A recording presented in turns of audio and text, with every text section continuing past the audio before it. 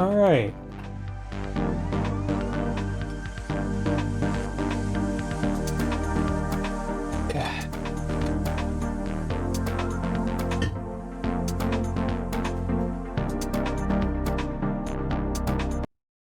Hello, everyone. It's me, Visceral Serenity again. I decided to do a quick Sunday stream.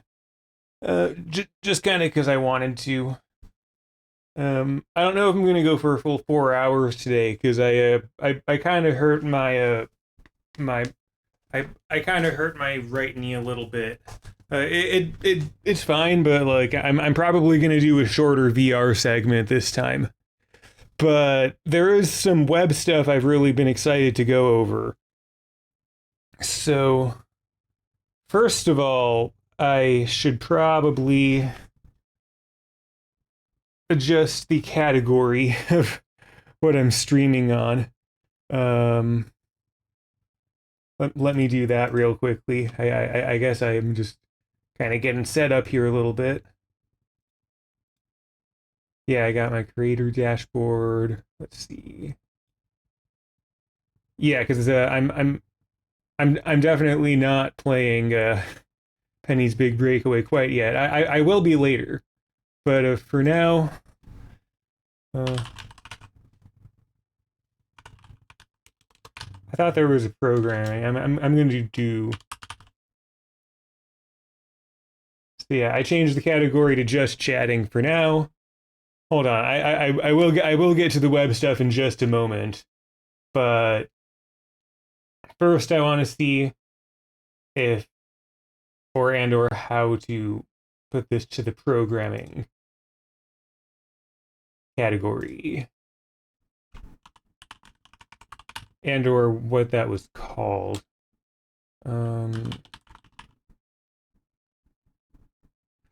Software and game development.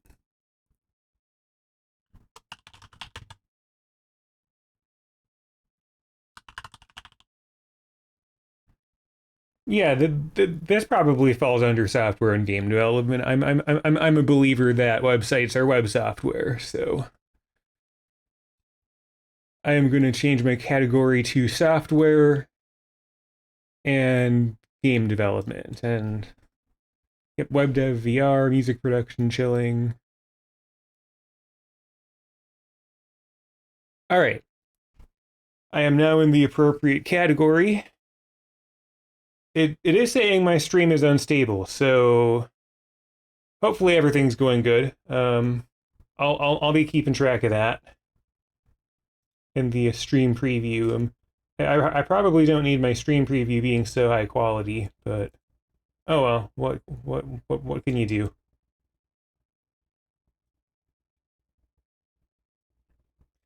But yeah, so I'm gonna get right into the web dev related stuff that I wanted to get into today.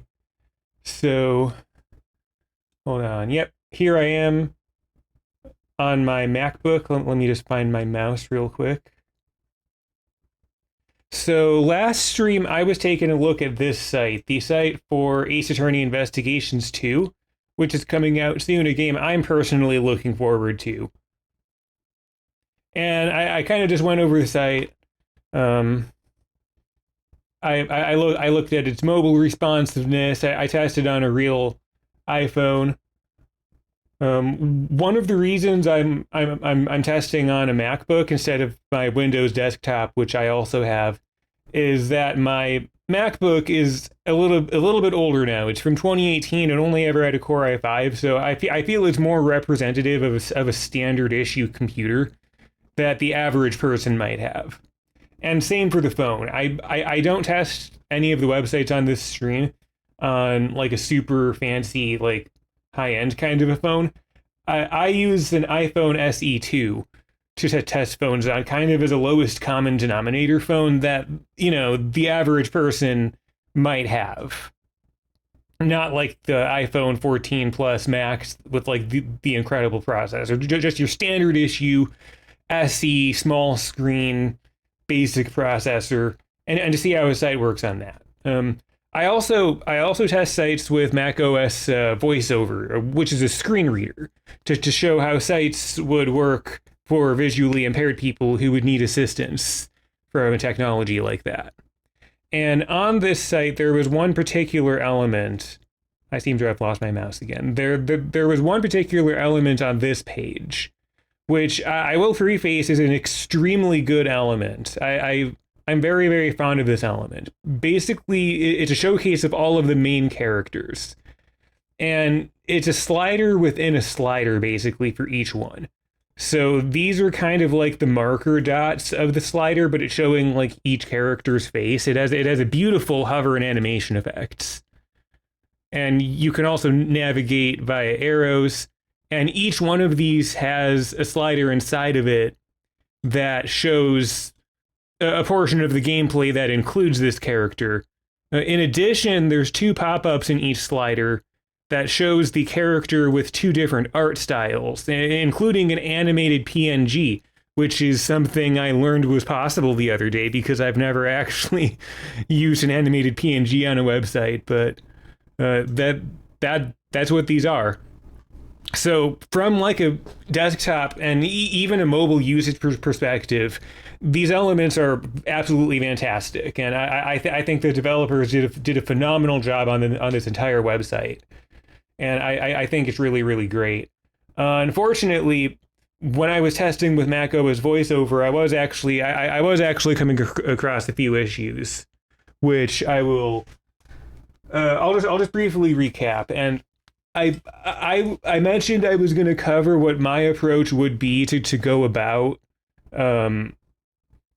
to go about fixing it so that it would work okay with a screen reader.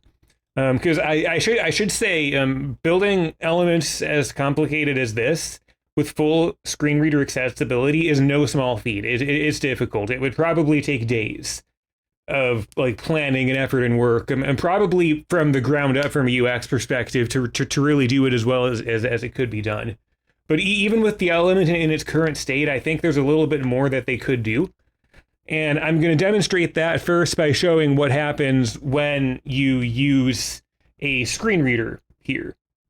So you can see a keyboard overlay on my stream. I'm actually going to check OBS real quick just to be sure that that's working. Yep, it looks like that's working. So you should see a keyboard overlay up there that just shows the keys I'm pressing. I use a Windows keyboard. Obviously, because I'm on Mac OS, there's a couple of keys that aren't the same. So I have a little bit of just a thing showing like what Windows keys map to what Mac keys as I'm using this, because I'm using a Windows keyboard here. But yeah, so I'm going to start up Mac OS VoiceOver and go over this page up to this element and just kind of show what happens. And I have a couple of like really, really basic CodePen examples. One with a slider that doesn't account for screen readers, and one with a slider that does account for screen readers. And I'm going to talk about the principle of what it is exactly that I did to the second slider, even though it looks exactly the same as the first one, to make a screen reader accessible. And then I'm going to talk about how those principles could be applied even to a slider as complicated as this. So,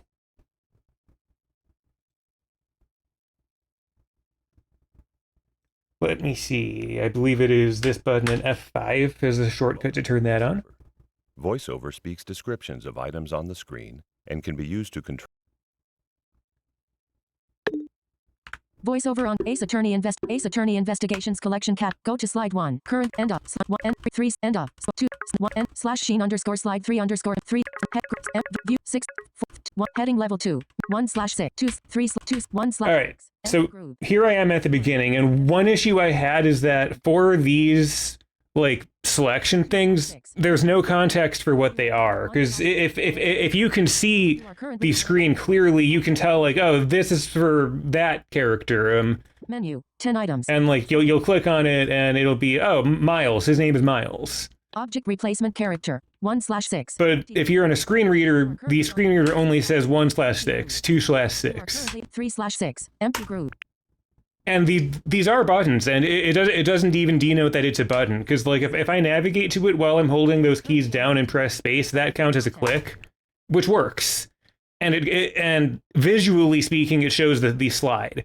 But watch what happens when I go to the slide, because I'm on slide number 4 right now. 5/6/6 group view full image. You are currently on view chibi character empty group sprite Gregory Edgeworth image. You are currently on an image. So I The contents of went forward past the elements, but it went to a slide that's clearly not the correct one, because this lady's name is not Gregory. Gregory Edgeworth image. You are currently on an image. Heading level 4. /chair _ slide _ the head of Edgeworth and company 3/3 group end up 1 end up 2 end up 3 /she end up 3/3 end up go to slide 1 current item go to go end up 1/6 view chibi character. Yeah, and then the more I use the screen reader going through things, it literally physically breaks. /mid end up 1 end up 2 end 3 end up 1 end up go to slide. I'm sure you get the idea. It's not go to slide end up 1. It's not quite view full image doing what it should be doing, right? Text. So I'm going to turn off voiceover and refresh the page. So I want to talk about a very basic, like a super Weenie Hut Jr. basic slider that I put together. This is just using a library that I found. So I kind of cheated to build this really fast, but I built out the most like simplistic slider that I possibly could. And I want to just go through it because it's going to display a similar issue. Welcome to VoiceOver. So right, I go to the previous and next buttons. I navigate to slide 2. All right, so I go back up to the slider. Slide $3 consecutor slide. You see, it did the exact same thing though. It went up because the buttons physically in the layout of the HTML. Reallocate tempus elephant. Non-gloried tool drawer. I can turn voiceover off temporarily. And greater than voiceover off. Because the previous and next buttons are physically past where the slider is. So when you're focused on the previous and next buttons and you go to slide 2 and it's like, okay, I want the screen reader to tell me about slide 2 now. So I'm going to go up again to go back to the slider slide 2. That's not going to happen because actually slide 3 content is the previous thing that is right before the like previous and next buttons area. So you must see what the issue is there, and the exact same thing happened when we were here, right? Where I wanted to learn more about this character, Verity. So I was on the selector and selected that tab, which I wouldn't have even been able to do that if I were visually impaired. I kind of cheated because I can see clearly, but in either case, I clicked on the thing for Verity, but it was showing me Gregory Edgeworth's information as soon as I went to the slider, because that's probably how the HTML is arranged on this page. And then it started over with going to Miles Edgeworth, and everything just kind of went crazy after that for reasons that I don't totally understand. Oops. So there is a way to structure these kind of things to stop that from happening.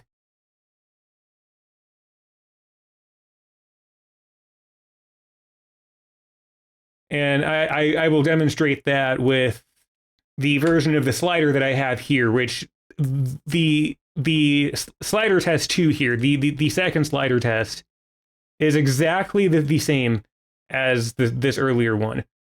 I changed almost nothing about it, except I added a little bit of JavaScript that changes something. And I'm going to go back to the screen reader. VoiceOver. Use VoiceOver. Prep button. All right, so I'm on the buttons here again. Next button. I navigate to slide 2. Slide 2 is the one I want to know about. And I go back. Lorem ipsum slide 2 $. Heading level 1. In this version, that actually works. Now I'm going to go to slide 1. Prep button. Lorem ipsum slide 1 heading level. And I can learn about slide 1. Next. Or of course slide 3. Lorem ipsum prep next. Prep button. Prep but lorem ipsum slide 1 heading level. Lorem ipsum. So how am I doing that? Consecutor slide voiceover. I'm going to show you Now, I just want to note: don't copy the actual JavaScript the actual JavaScript code that I wrote for this. It's not really production ready JavaScript code. But I kind of put this together last night just to kind of show what's going on here. So let's see. I just got to find where the slides start. So you see the attribute here, area hidden. In this case, for slide 1, area hidden is false, and for the other two, area hidden is true. And that means that the screen reader is basically going to pretend that it doesn't exist. Now, if I change slides, things are a little different. Area hidden on the first slide here, on slide 1, area hidden is true, and area hidden is false now on the second slide. So that's what the screen reader is going to focus on when you go up, which is going to be the intended user experience. When somebody is on these buttons that are physically lower down than all 3 of the slides. But only slide 2 exists right now. As far as the user is concerned, only slide 2 exists. And a very common issue that comes up with carousels and anything that has content that appears and disappears is that you'll figure if you can't see it, that's as good as the element not existing anymore. But that's not really the reality of how things work on websites. These absolutely do still exist, unless you like display none them or something, which gets complicated with animations and fade outs and stuff. So using display none is often not the best approach. But in these cases, you can use aria hidden, true or false, to denote if a screen reader is supposed to be able to see it, not just if your eyes are supposed to be able to see it, but a screen reader too.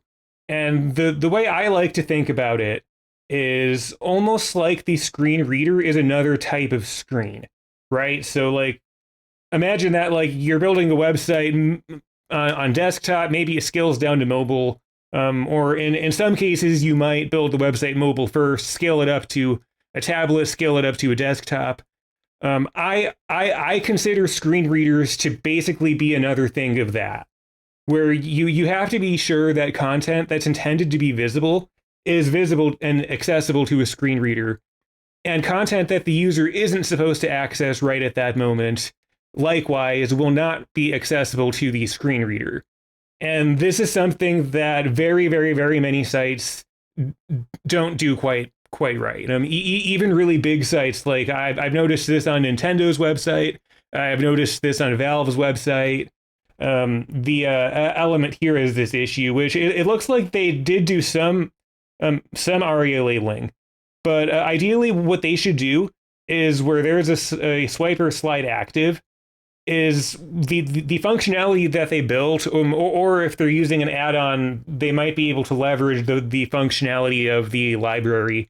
Whichever one has active should have aria hidden false, and all of the other ones should have aria hidden true. Because as far as the user is concerned, these don't exist, right? Like, I know they exist because I can see them in the code. As far as the user is concerned, they don't. And from a desktop perspective, this works perfectly fine. But the issue is that if you're using a screen reader, these all exist at once and they all exist in order, and it doesn't matter which one of these ones up here is selected. So ideally, if I were to edit this element to be more accessible, I would just make sure that in the functionality that adds like swiper slide active, if you click on a button, make the visible slide visually also the only slide that is accessible to a screen reader like VoiceOver, so that when you're going through the content, VoiceOver doesn't go over a slide that the user isn't supposed to be able to access. Otherwise, you'll end up in situations like where it completely broke and the slider disappeared on you. So that was really my only criticism of this website. Is I did notice a few things like that, and this is the basic principle of how I at least would go about accessibility for screen readers with content like this. Obviously, this is a super ridiculously basic version of this. but the same principle would apply. So I mentioned I was going to follow up on that last stream. So I kind of just I was thinking about this a little bit last night, and I got those demos set up. So I kind of wanted to just get that on stream to show those concepts. I believe that is how this element can be made fully ARIA accessible and screen reader accessible. First of all, they would need to add proper labels to these, so it doesn't just say empty group. Perhaps with ARIA labels, so that it says character Dick Gumshoe, character Verity Gavel, character Eddie Fender. And many people who use screen readers are able to see a little bit, right? So like they'll know that they got to a slide. It's just that they're not going to be able to read any of this text. And they might need or they might need some context for what these sub-images are. So if you're on Eddie Fender and that's the character that the user wants to learn about, they should just be able to skip past this next button and go to the visible next element on the page, which is the Eddie Fender slide. But as it is right now, that's not how this element functions. And I believe additional work with ARIA labels, specifically with ARIA hidden true or false, would be ideal as a solution to making this element more accessible. So that's kind of what I had to say on that. I guess I can close these demos. Again, like these demos are technically on my CodePen.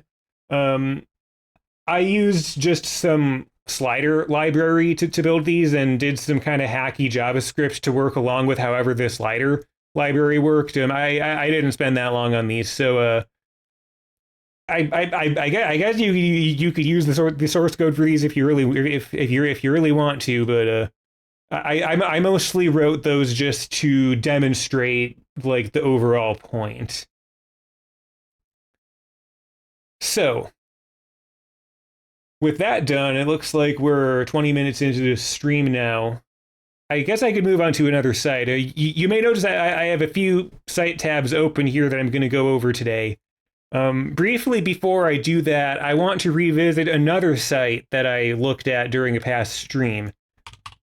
That being the Nintendo website, because they made a change since the last time I was here.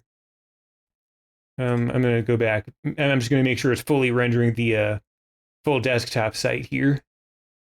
They made a change, and I just want to go through the header area to play around with the main slider here. And I'll move this over too, so that you can see this. This is my, hold on.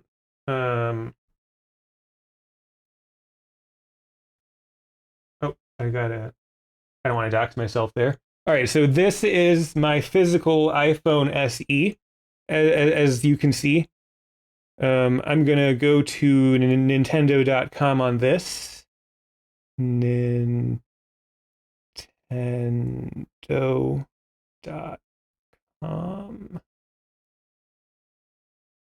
Just so we can have a mobile view as well, because I always like seeing a physical device's mobile view next to it. I'm not going to be going over the whole site again the way I did in the earlier stream.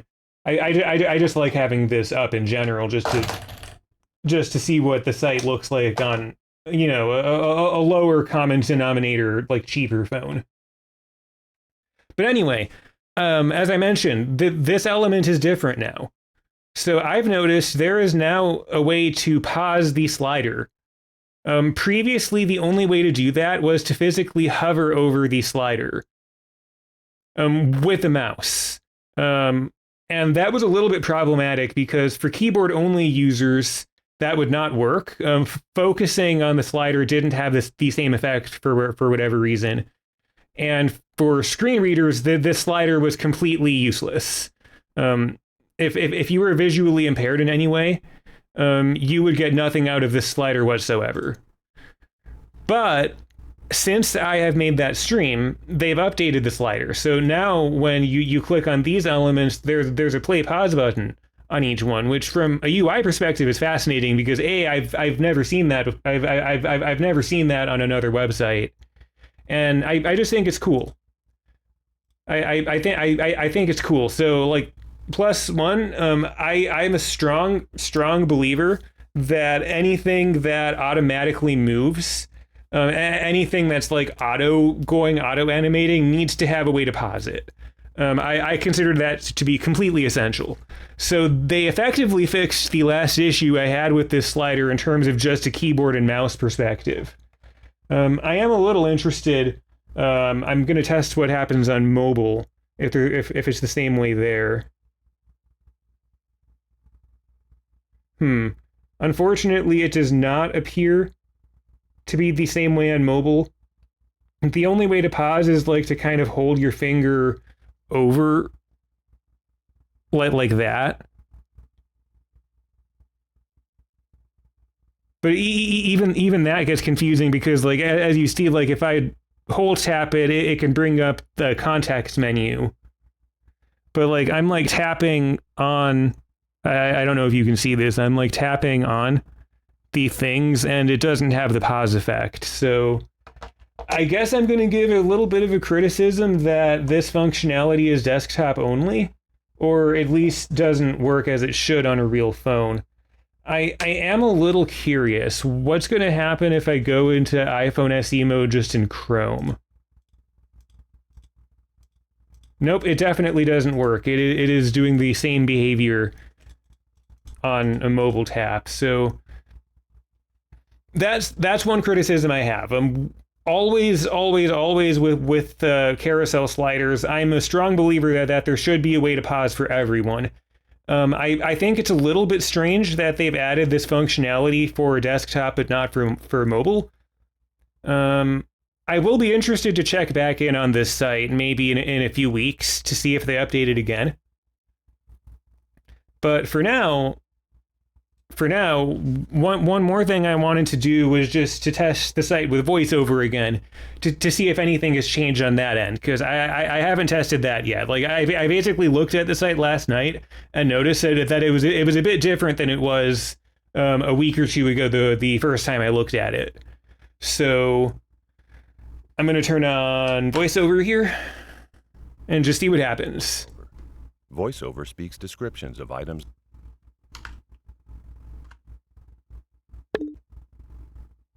VoiceOver on Chrome, not responding. Nintendo official Nintendo official site. Nintendo official site. Visited. Link. There we go. Now I'm in the site.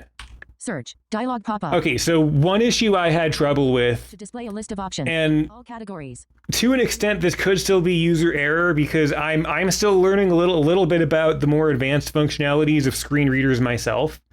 My understanding is that if you hold down these two keys, which is what I personally have mapped to the special like VO button as they call it, space is the same as click. Categories. Clickable. And all categories opens All okay. categories. The issue is I've never found a way with the screen reader tools Currently focused option. Press to actually navigate these options. list box.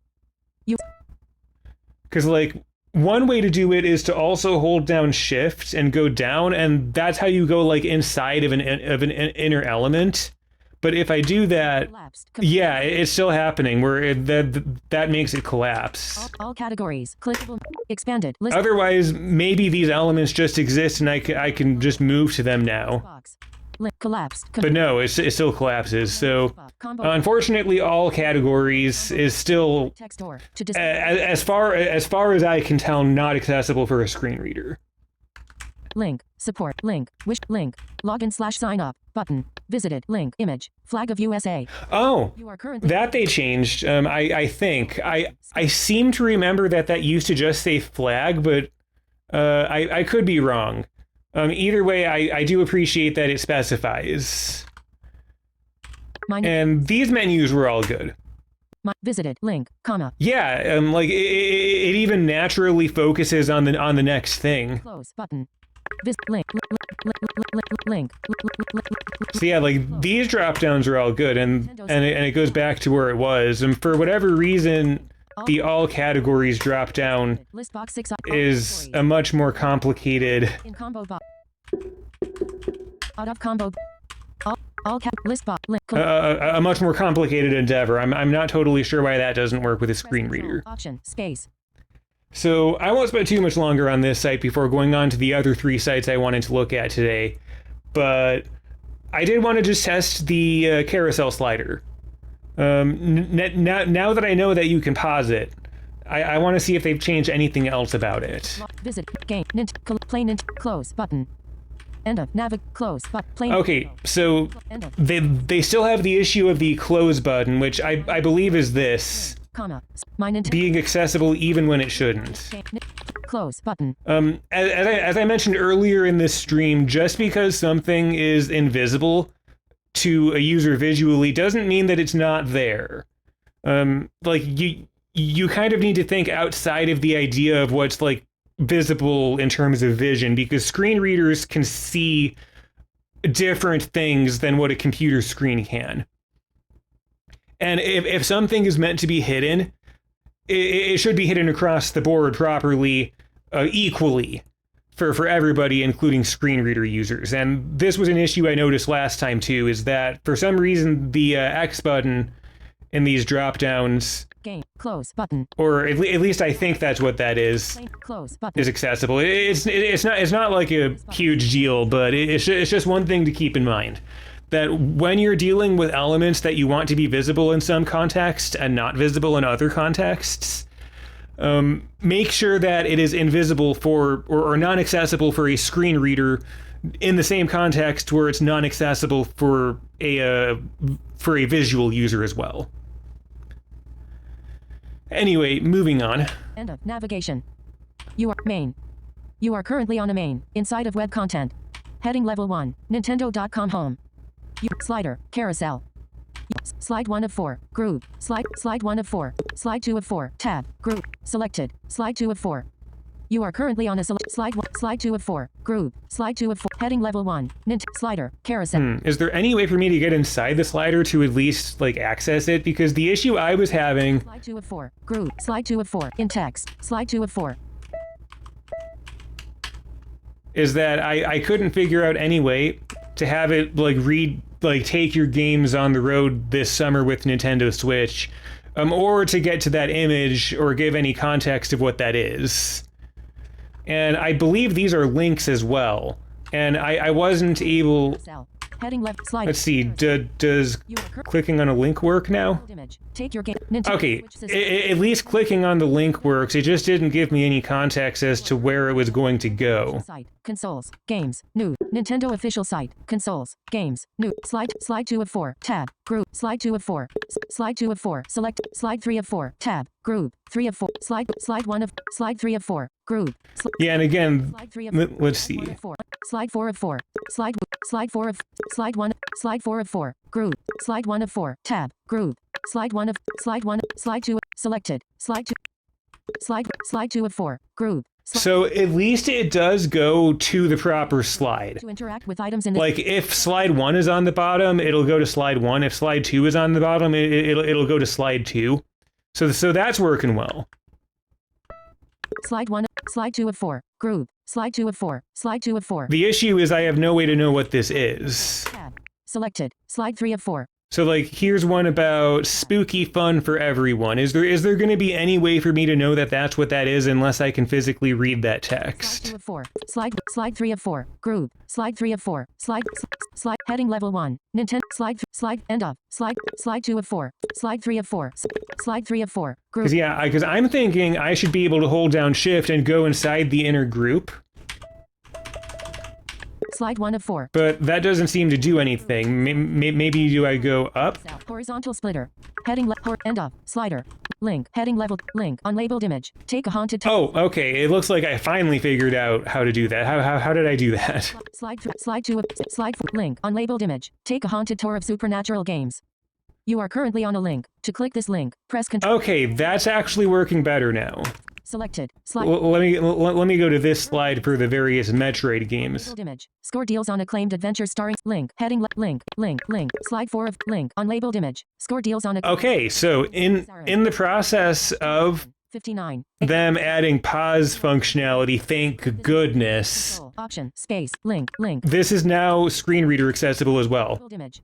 I believe it's going to let me go to that, and it gave me context saying it was deals with Samus Aran and Metroid. Content. Side note, both of these games are phenomenal. Enter the web. I'm a huge Metroid series fan. This group. Press. Anyway, Up arrow. Nintendo official site. Consoles. Game. let me start over on this page. Nintendo official site. Visited. Link. Search. All cap. Link. Nintendo. Play. All right, so I'm done with all these. Close. End of navigation. End of navigation. You Main. on a main. Inside of web. Heading level 1. Nintendo.com home. Slider. Carousel. Slider carousel. In a carousel. Slide 1 of 4.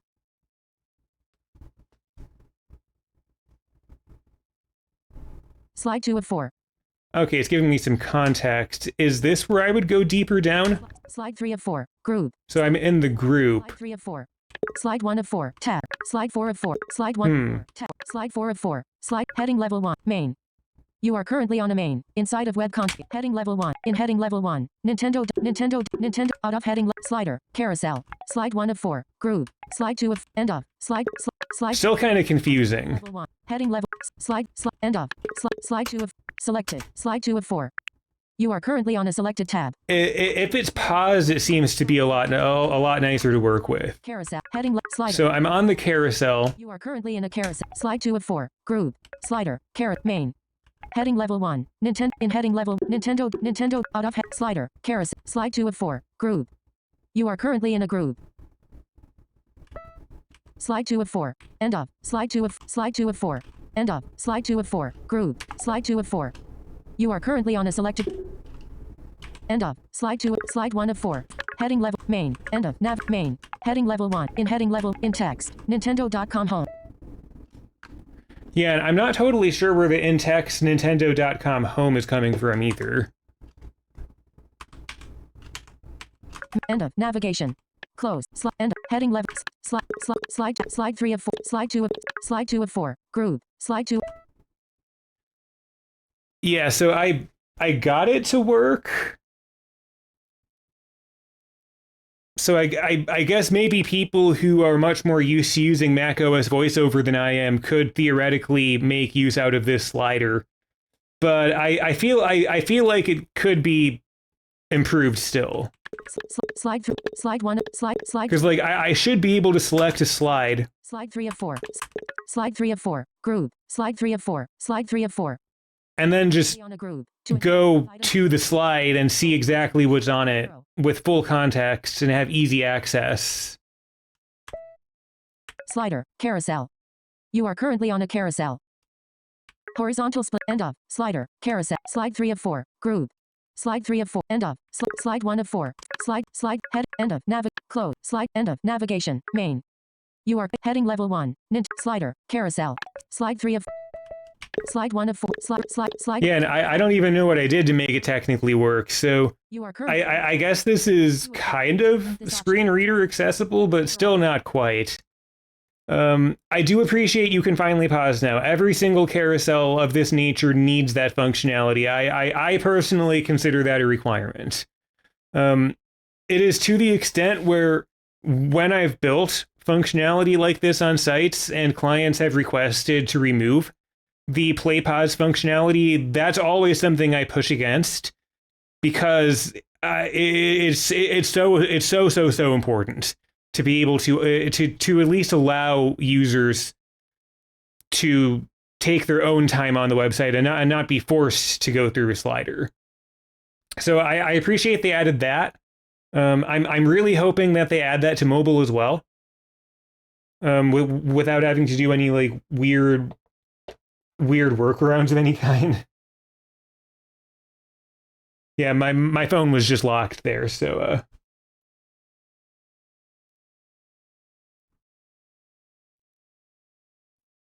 so yeah, I'm hoping they get around to adding that to mobile too. But at least they added that. At least they added that to the desktop one. All right, so I guess. I guess I'm done looking at one of my favorite websites to look at for right now. This was a follow-up on that. It's more accessible than it was, but the main slider is still not what I would consider as accessible as it ideally should be for being the hero centerpiece element of their homepage. My personal opinion. Anyway, a few of the main sites I actually wanted to look at today was a site for another game that recently came out called Super Monkey Ball Banana Rumble. This recently came out on the Nintendo Switch, and this has not only one interesting website to look at, but three. They made there's three separate websites for this game that I think, well, technically two, but the second one is even more interesting. So this is like the main like Western US facing website that, like, if you live in the United States, is probably the one you're gonna come across. And there's a couple things I want to look at. I want to see this video to make sure it's not too big. Sliders, of course. I need to make sure that the sliders are screen reader accessible.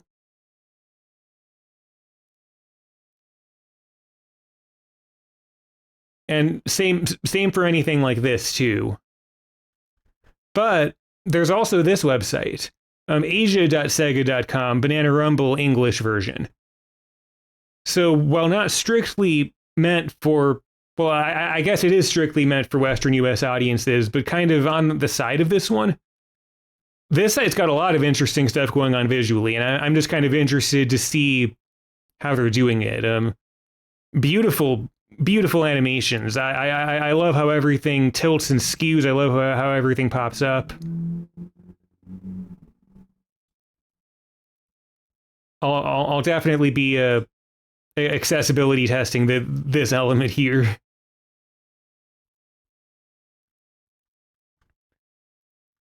And then there's also this site. If you go to Online Manual,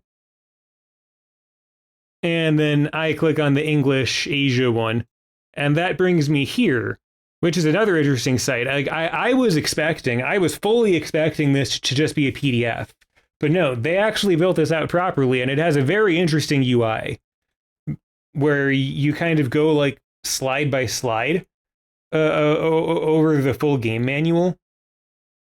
And you always have it back to top, and then there's also a slide out menu here. Regarding each section, you have a back button to go back to the thing you were previously at, and then a home button. So this is fascinating, and an actual like interactive online game manual instead of just a PDF. And I wanted to take a look through that as well. And that's going to include on mobile as well, where I have all three of these sites pulled up.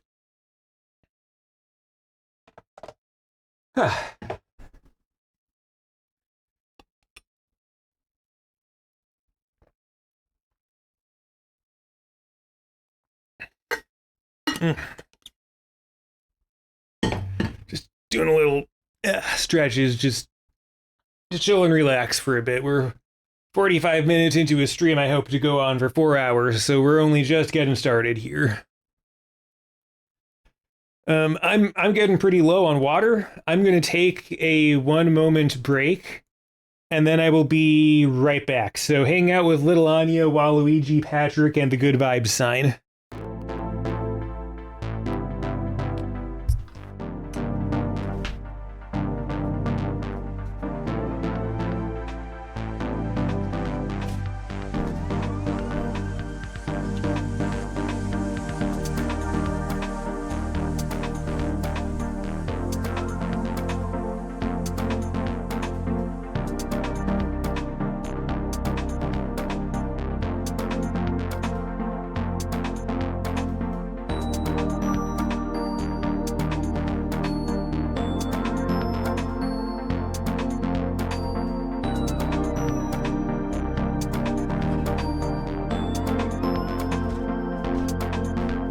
All right, I got my water, so back to the MacBook out.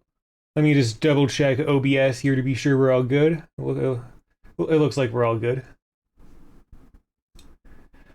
All right, so first I'm just going to kind of go through the site just kind of looking at the desktop version and looking to how it scales down to mobile. First of all, I should be on the same website for each one. So the main website, bananarumble.com/index.html. Yeah, and this is another game I've been tempted to buy. I have heard from people on Reddit that this is apparently the best one that they've made since the ones on the GameCube. So there is a higher than zero chance that I will stream this game on this stream at some point. I'm just gonna put that out there. I usually lean towards indie or AA titles, but for something like this, I might make an exception and play an actual AAA game on stream because it looks very fun.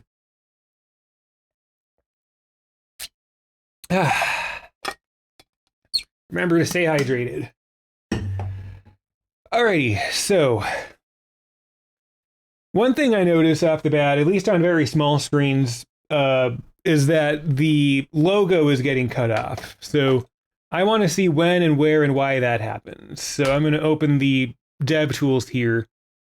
And yeah, it looks like that's happening on the iPhone SE 2 on Chrome. What happens on a 14 Pro Max? Okay, so it seems like perhaps this was just one compromise that they made. If I were to have designed this, like, I don't know, like it is fully readable. There's nothing that's like not there. Oh yeah, and then things get even messier when you yeah, so if I were mobile optimizing this site, this is why I test on lowest common denominator phones. Because, yeah, if you didn't see before, I was testing it landscape instead of portrait. Because if I go to the bigger iPhone, I'm sure it's going to look Okay, I have a couple of mobile responsive thoughts on this site. I'm curious about iPads. Let me test some iPads out. What does this look like on an iPad Air? Okay, so on an iPad, it's beautiful. How about an iPad Mini? Beautiful. I don't know, Galaxy Z Fold 5. Yeah, landscape mobile in particular, almost no matter what phone you're using, is problematic.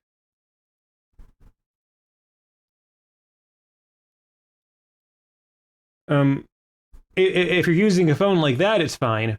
Oh, one more thing I'm curious about. I'm gonna briefly disconnect my iPhone, and hold on. I'm gonna go to the site on my real iPad. Because when testing on an iPad, there is often one view that people forget exists. On the default browser specifically.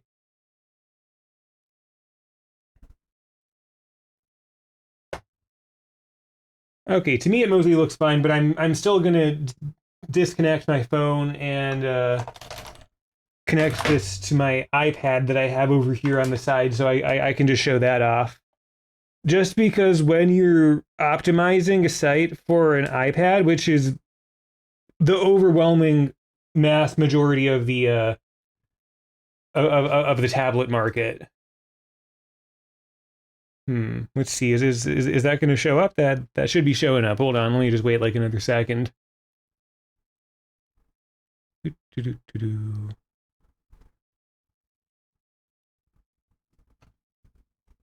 Gonna make sure. I'm gonna disconnect and reconnect that again, maybe.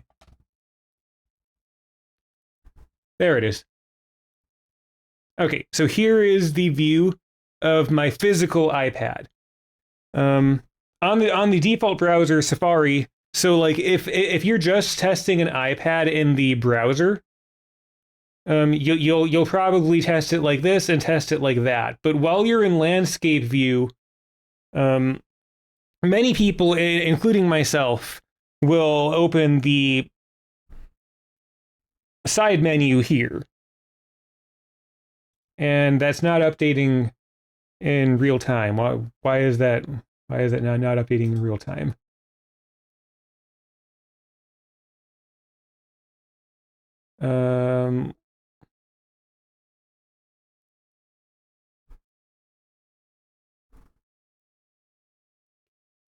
Hold on. I really did want to show off this principle because it's important and matters. So I'm gonna restart QuickTime Player and hope that that fixes the issue.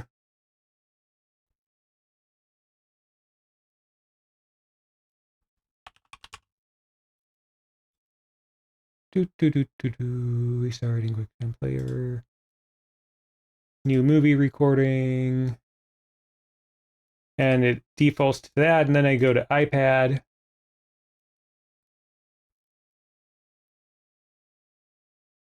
Okay, now it's showing what I want. So this is my real physical iPad. It's not an emulation of any kind. When you're testing on iPads, you also want to test like this too.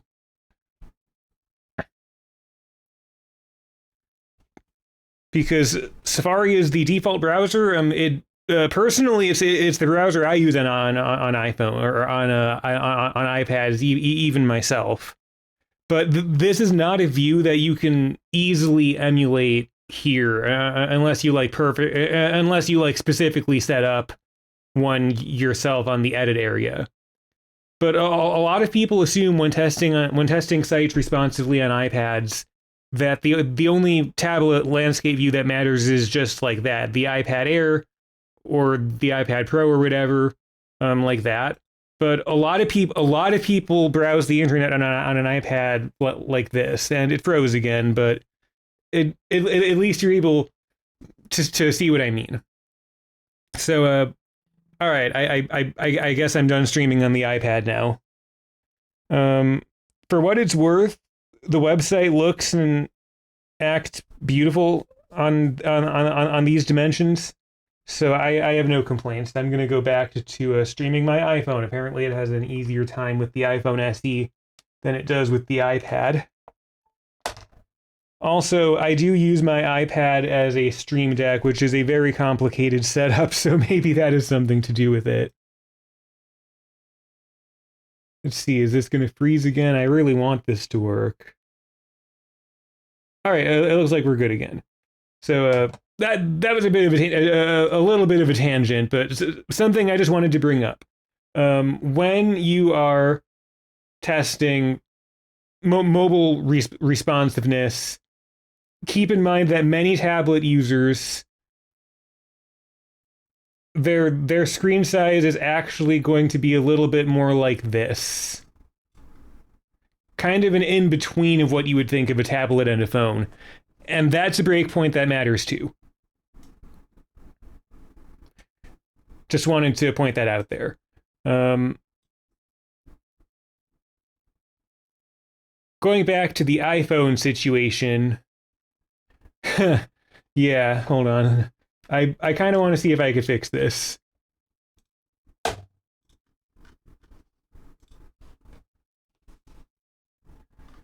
Yeah, and I guess then as another use case for why you always test on real hardware and why the Chrome emulation is not always exactly the same thing. On my real iPhone, these two buttons up here, the Buy Now one is not being covered by the menus, and on this one it is. And it's also a little bit different too. And there's other things too, like the nav bar, how like the nav URL bar shrinks and moves.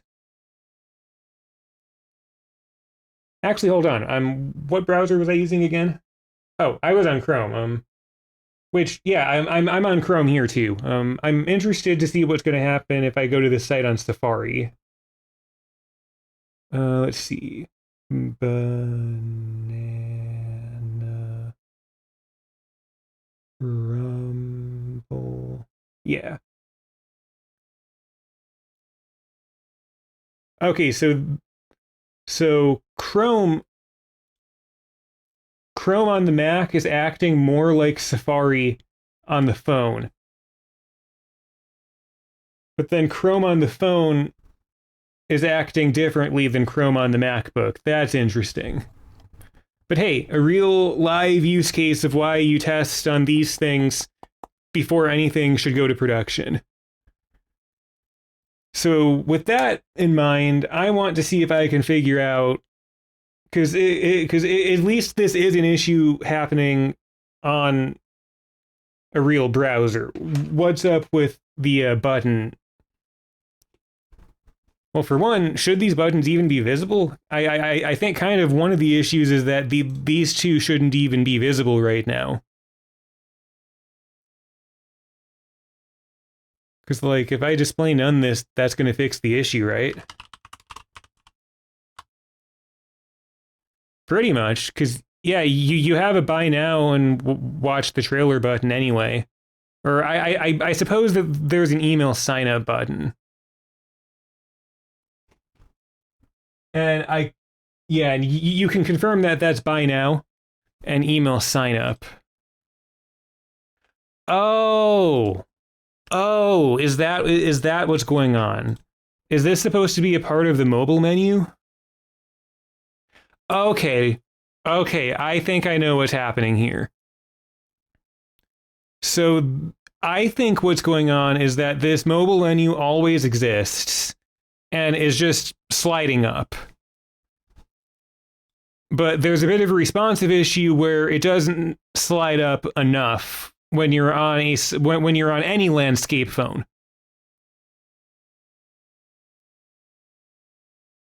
That does appear to be the difference.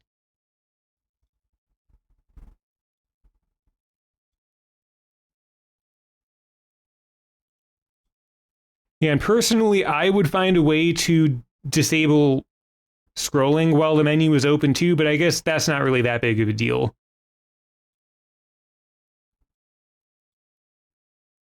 So I guess the correct fix for this in this situation isn't to display none something. It's to make sure that the menu... I'm going to refresh the page here. Let's see.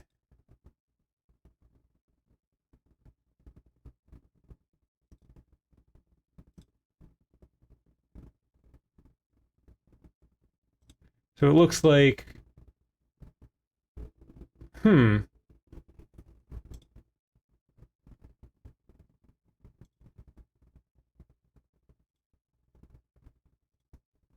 I think a part of the issue might even be the HTML layout. I don't know why there's two CTA containers, but one of them is totally empty.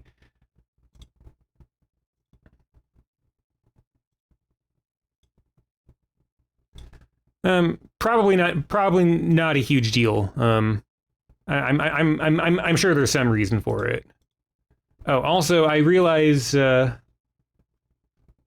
never mind. I thought my keyboard overlay wasn't working anymore, but it looks like it looks like it kind of... I don't know, it's all confusing. So, what would I do to fix this? Let's see. It works exactly the way that it's supposed to if you're in landscape view. But here it doesn't. So what's going on here? Is there maybe a view height thing going on here? Yes, that is my assumption, is that the dark background was set to a view height and the element starts at like the under main menu. But on some screens, and particularly on screens that are mobile landscape, view height isn't tall enough to cover how big the buttons are. So I want to test that theory to see if that's what they're doing here.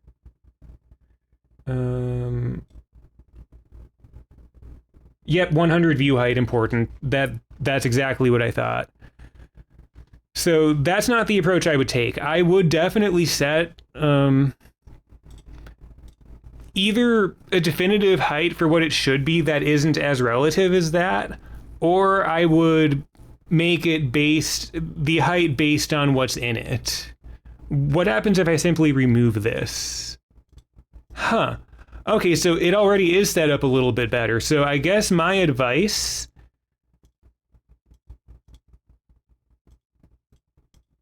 And it looks like the fix for this solution is to simply remove the height 100 view height.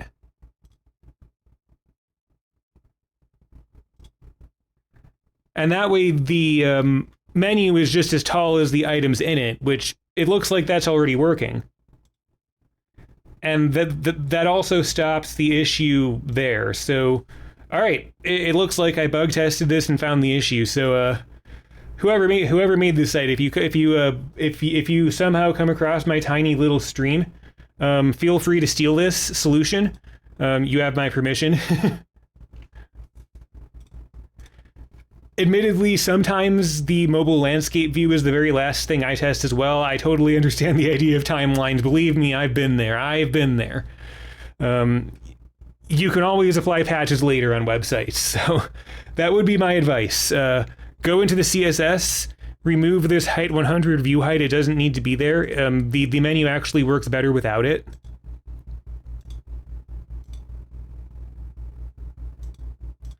Okay, so I at least see the logic of why they did that, because they wanted the background to cover it. But I would do a different media query. I mean, you can do max width 1024 pixels and orientation portrait. Well, let me do a... Actually, I'm just going to quickly do that in the dev console, or the inspector style sheet real quick. So I'm going to remove that from here, and I'm going to make my own media query that's very similar.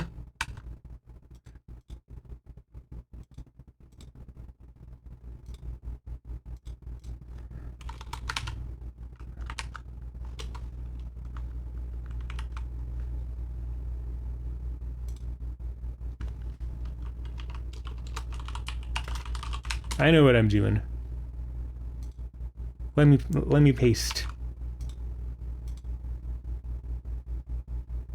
Well, I'll at least see if I could... Whatever, I'll just write it.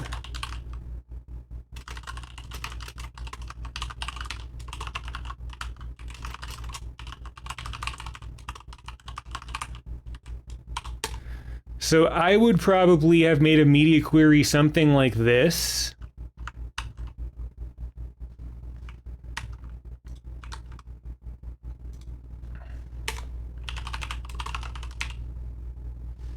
So that the 100 view height is only on orientation portrait and isn't going to affect the landscape. So I would have made a separate media query just for that. That is my final definitive conclusion for how to fix that particular issue. So, with that said, next I want to see what's going on with the logo here. Why is so much of that getting cut off? All right, so the logo itself is well optimized, so that's fine. But when does it start to get cut off? I'm going to go into responsive mode here and just kind of go until that happens. Okay, so it looks like they purposefully allow it to get cut off a little bit. So that's a design choice. I don't think anyone's at fault for that.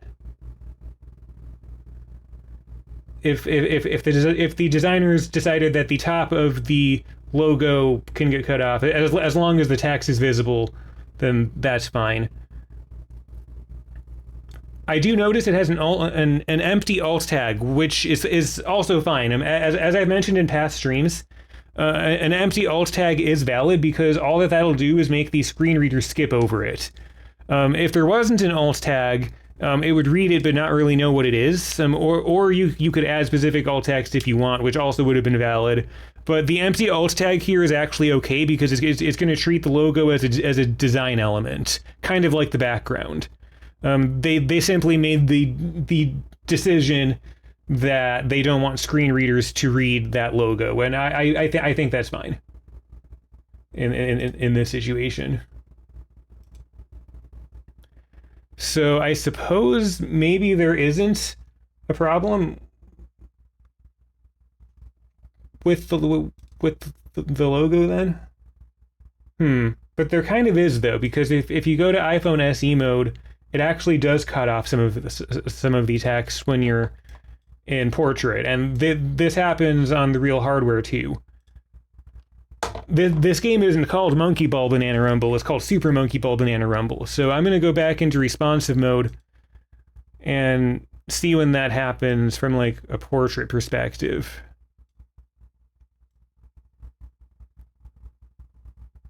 Yeah, so I think the fix here. I just want to see how they're doing this.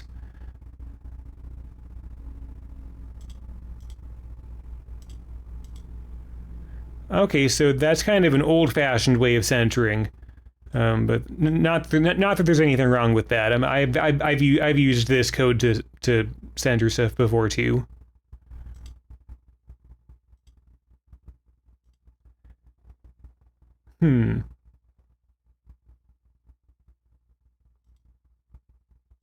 I mean, I guess the quick and dirty solution might just be on the div outside here.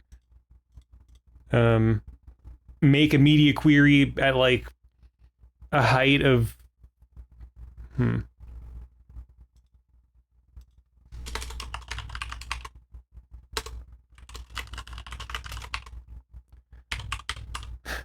I don't know. Media queries can get messy too, so I wouldn't want to make their code base too messy. But I feel like adding some kind of a safety padding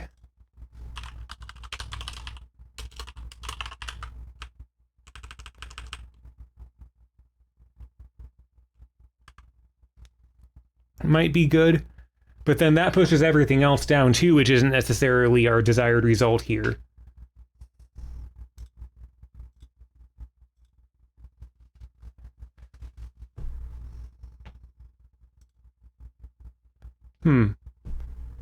Yeah, I feel like I feel like the containers positioning, maybe adding. Nah, that affects too many other things too.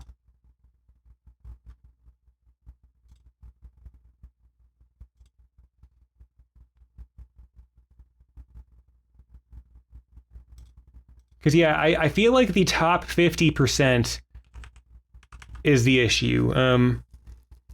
Because top 50%, I don't know how much is that accounting for. Does that account for these menus too? Because my thought is it might be better to do a calc based on the height of at least this minimum menu. So it's like a calc 50% minus 48 pixels, or perhaps plus 48 pixels. And that might be a solution. Because yeah, everything is still visible. I'm not seeing there's any issues on that. You're still able to see the super.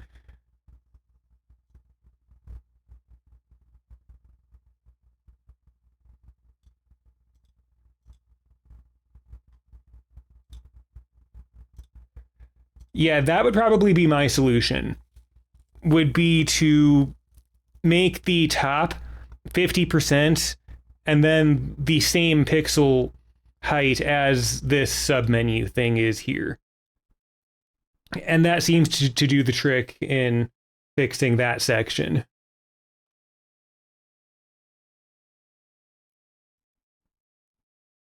I want to hold these up to each other at about the same size just to compare here now.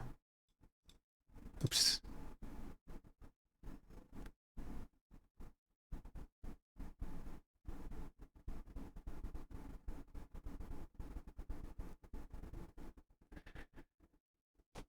Yeah, that does shift the buttons down slightly, but then I would probably shift them up some other way, because ultimately that does fix the issue. If I were, at least if I were in a time crunch, that's the solution I would probably rely on in that case. Okay, so up front, I did have a couple of thoughts and criticisms. One more thing I want to look at. always when there's a background video, I am curious. I'm always curious. How big is the video?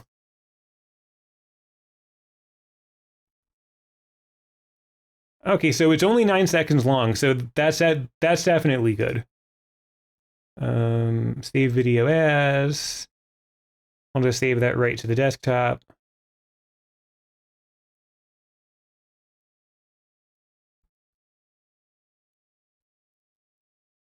Ten megabytes.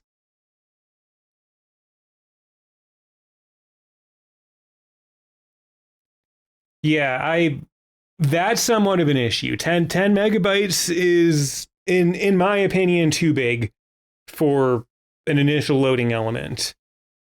And the reason why is because that might be larger than the rest of the web page itself, and it's the very, very first thing.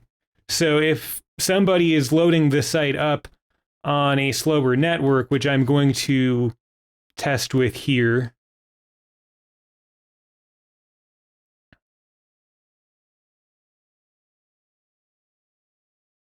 loading a whole 10 megabyte thing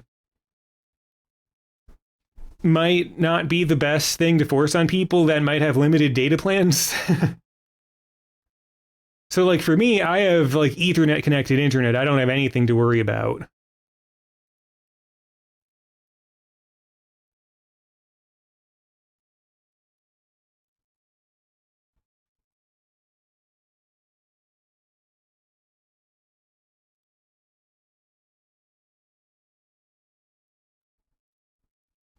Okay, so here it seems to think it's 7 megabytes.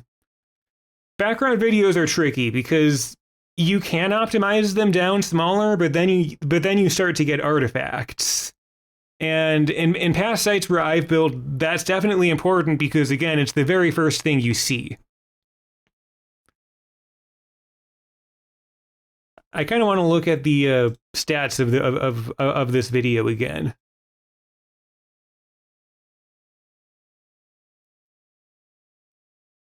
So it's a full 1080p. First of all, I probably would have made it a 720p video. On sites I build, I usually don't do videos that are larger than 720p. And I try to keep them to like 5 megabytes max, but even 5 megabytes is really pushing it because, like, as you can see, there's nothing else loading in that comes even that comes even close. So I guess it's fine.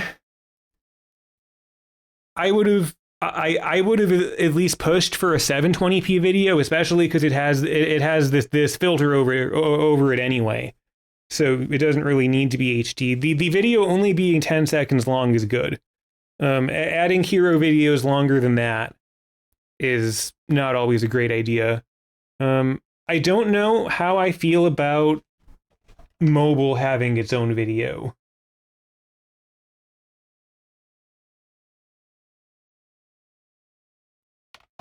But it does look nice.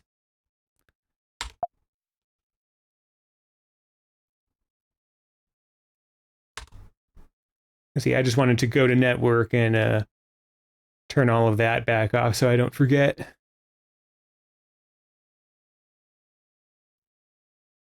So yeah, then as you scroll down, you see a list of new features.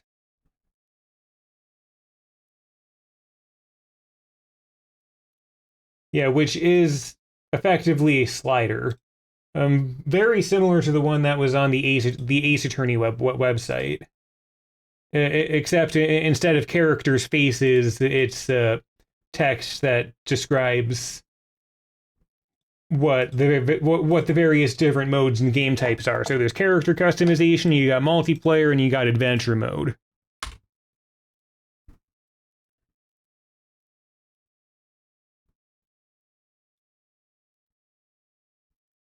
Okay, yeah, that's pretty much the way I would have gone about building these. I don't know why these are all H1s. Do those need to be H1s? Because we already have an H1 there. Hmm.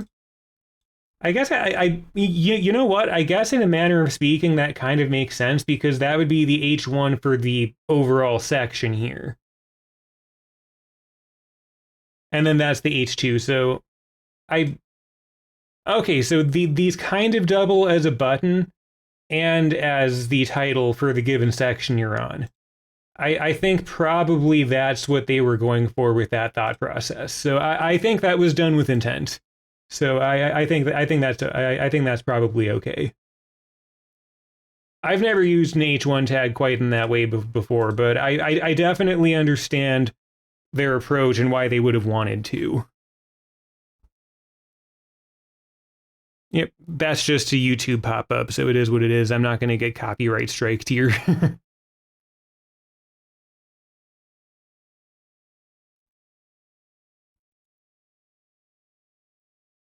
No. Don't play. Don't play that. I don't want Nintendo ninjas coming to my house here, or a Sega or whatever. All right, now I'm just going to take a quick look at this as well. Very interesting element. Yep, where they all have an ID. I'm guessing these might be done in some kind of a loop where it iterates and adds one more to each one. One thing I will point out, it is technically not valid CSS to have two IDs on the page that are exactly the same. So kind of in the Sega Pass section where you see these elements and there's C0 through 5. And that's the same as these C0 through 5s. That is technically not valid HTML. The whole purpose of an ID versus a class is that IDs are unique. They also matter more in CSS, so an ID will take precedence over a class and effectively matter more than a class. But you're not supposed to repeat IDs. So I feel like in the context these were used, these probably could have been classes, and the JavaScript would need to be a little bit different for interacting with it. But I feel like probably these IDs should have been used as classes if they weren't going to be unique. I don't think that affects the functionality of the site in any way. But if we're being purely semantic, that is just something I want to point out. You're not supposed to have two IDs on the same page that are exactly the same.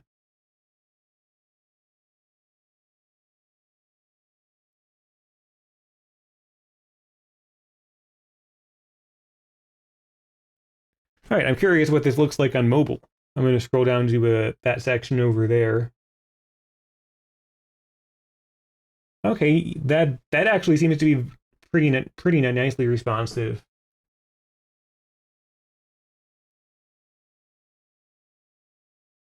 Okay, I like it. I like it. I think that this works very well on mobile. Because the concern I might have had with this element is that there might not be enough indication that it's going to another slide. But even on the smallest screen smartphone you can pretty much buy today still, they chose to put the character up top, which is a very, very obvious change. So you see the character change, and now you know that you're going to get the new information. Yeah, and they even accounted they even accounted pretty well for landscape too, where if you click on a new one, the character changes. So now you know that the information below is going to change too. So the character images here are kind of the saving grace for why this element works as well as it does. From a usability perspective, both on desktop and on phone, I absolutely adore this element. I think it is very, very nice. Let me take a look at these photos. Yeah, and they're very well optimized photos too.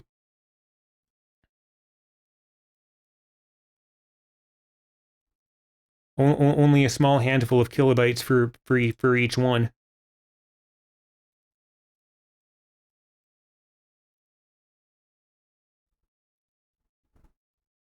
they might be a little physically larger than they need to be, because I noticed this photo is I'm gonna go click on this real quick, because yeah, this is a 700 by 767 photo, but even full screen at 1080p, I don't know, does it ever get that big? I guess it gets close. Okay, so I think as long as the file size stays as small as these are, which they do, that's fine.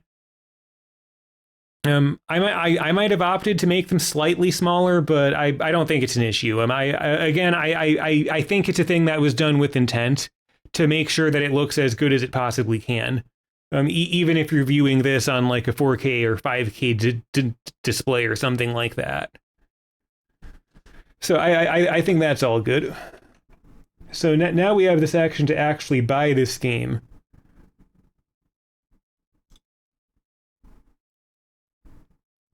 Which I think that looks fine to me. You select the edition that you want. You select a retailer. I might add a little bit more padding on mobile, or make sure that the text is centered on mobile as well. Otherwise, this looks pretty beautiful to me. I have no real complaints. The only thing I will mention is that it isn't apparent from this website, but this game does in fact have a physical version, which I know because I like my physical games, so I wanted to be sure. And you can get it from Best Buy and Amazon where I live. So it's kind of interesting that in the selector retailer they only list the eShop when there are places such as Amazon and Best Buy that do sell the physical edition. So I'm not totally sure why they don't list those here, because I'm sure there's many people like myself that prefer prefer the physical copies of games when at all possible.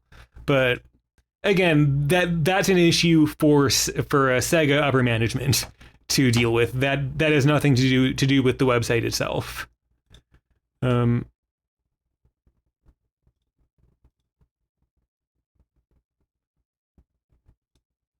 Oh wait, either that or do different editions have different things, because now it goes to an Amazon link. Huh.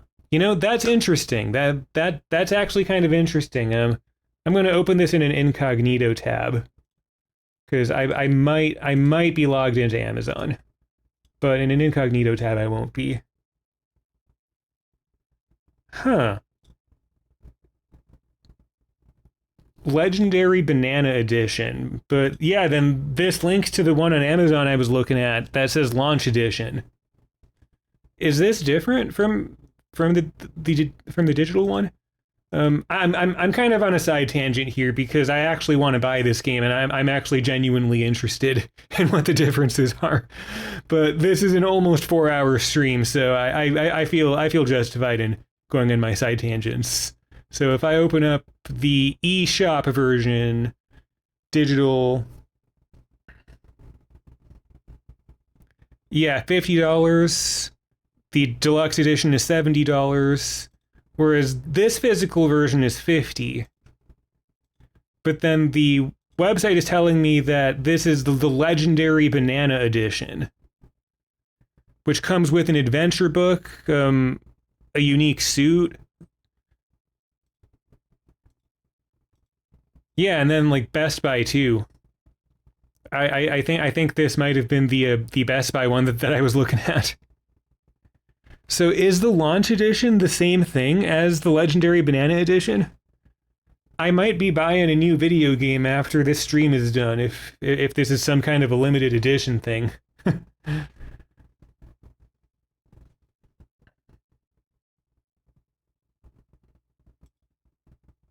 I don't know. I'm going to take a brief break from web development thinking because I want to look into this video game and what I will get if I buy it.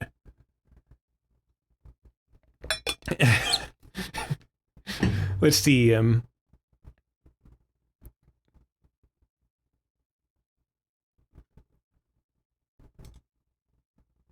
Okay, so yeah, it looks like Launch Edition and Legendary Banana Edition are the same thing.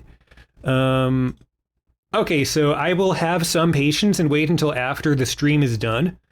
But I think Sega's about to make $50 from me today on this fine day. I think they are about to make some money off of me today. None of that had anything to do with the development. Then this element is perfectly fine. It's just kind of interesting that they name it the Legendary Banana Edition here, but at any other store you go to, it's called the Launch Edition.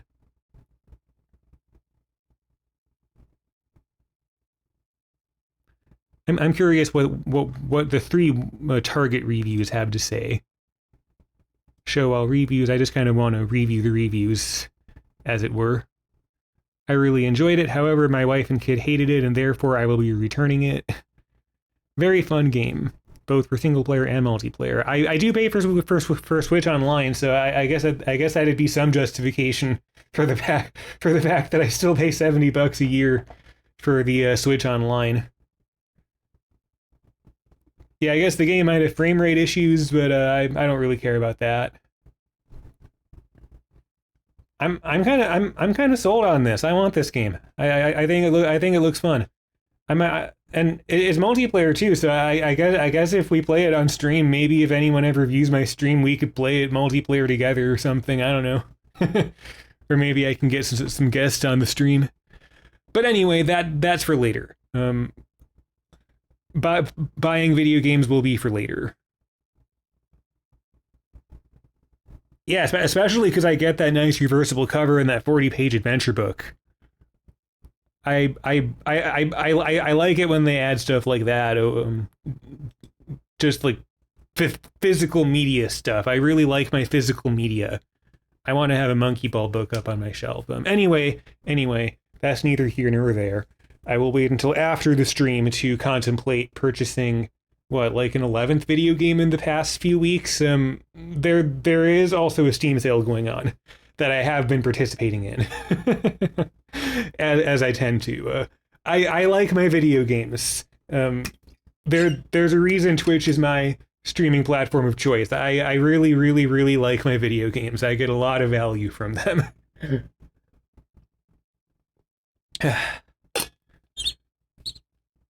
And if I do buy the game, I am going to break my I usually don't play AAA games rule, and I will at least play this one on stream sometimes, because I really like the GameCube Monkey Ball games, and it looks like this one is kind of like that, but there's multiplayer too.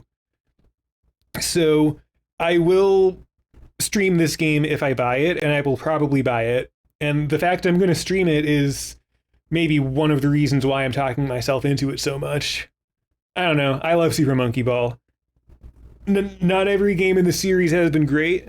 I mostly love it because of the two GameCube ones, because I loved them when I was a kid, but I've never given up on it. I've always had hope that it could return to its former glory and become one of the best games of its type again. And I've heard good things about this one, so yeah. Anyway, I'm going to continue with the web development stuff on the stream, and then buy this video game probably.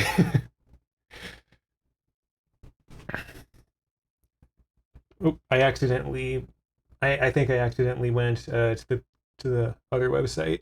There we go. By July 2. I think I will do this as well. They can have my information if they want to, but I'm going to do that off stream. All right, so I guess that pretty much brings us through the main overview of the website. You have your pretty basic footer. The game is rated E, which is perfect for this stream because I tend to aim towards cozier games like this. I play M-rated games on my own time. I prefer games like this if I'm going to be streaming. So I guess that's most of what I have to say from that perspective on this site. So I'm going to just expand this and cover up QuickTime. We don't need QuickTime right now.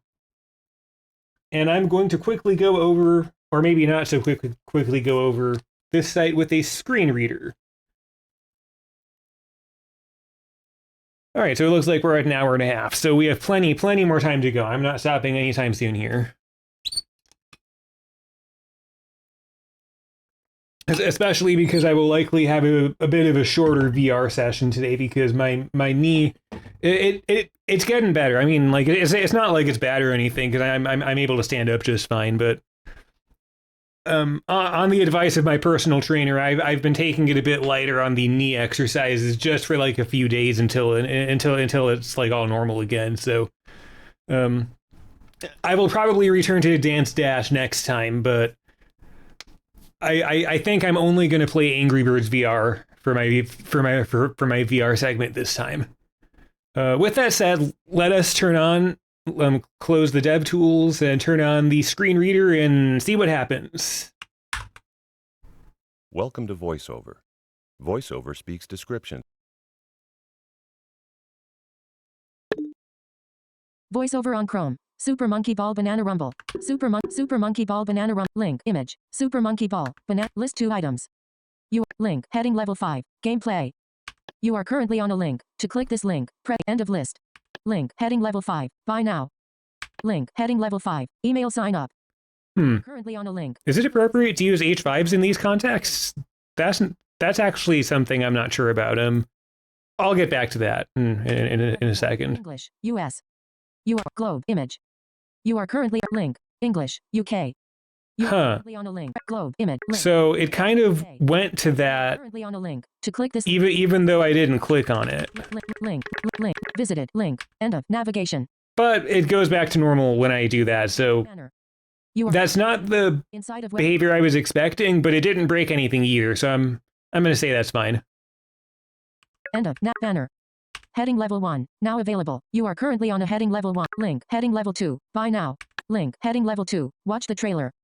You are currently on a end of banner. Main. You are currently on a main. Heading level 1. 2 items. Heading level 1. Multiplayer mode. Heading level 1. 2 items. New. Character customization. Yep, that works perfectly fine. I have no complaints about this so far. Heading previous mode. Image. You are current unlabeled image. Unlabeled link. Link. Link. Previous mode. Heading level 1. Right off the bat, though, I am having a couple of issues with the slider. I'm a little curious. Mode. Unlabeled image. Link. Link. Heading level. Arrive new empty groove. Link. Heading level 1. Because yeah, like I would think I'd be on the first slider, and this is the slide that exists, right? So heading level 1. Adventure mode.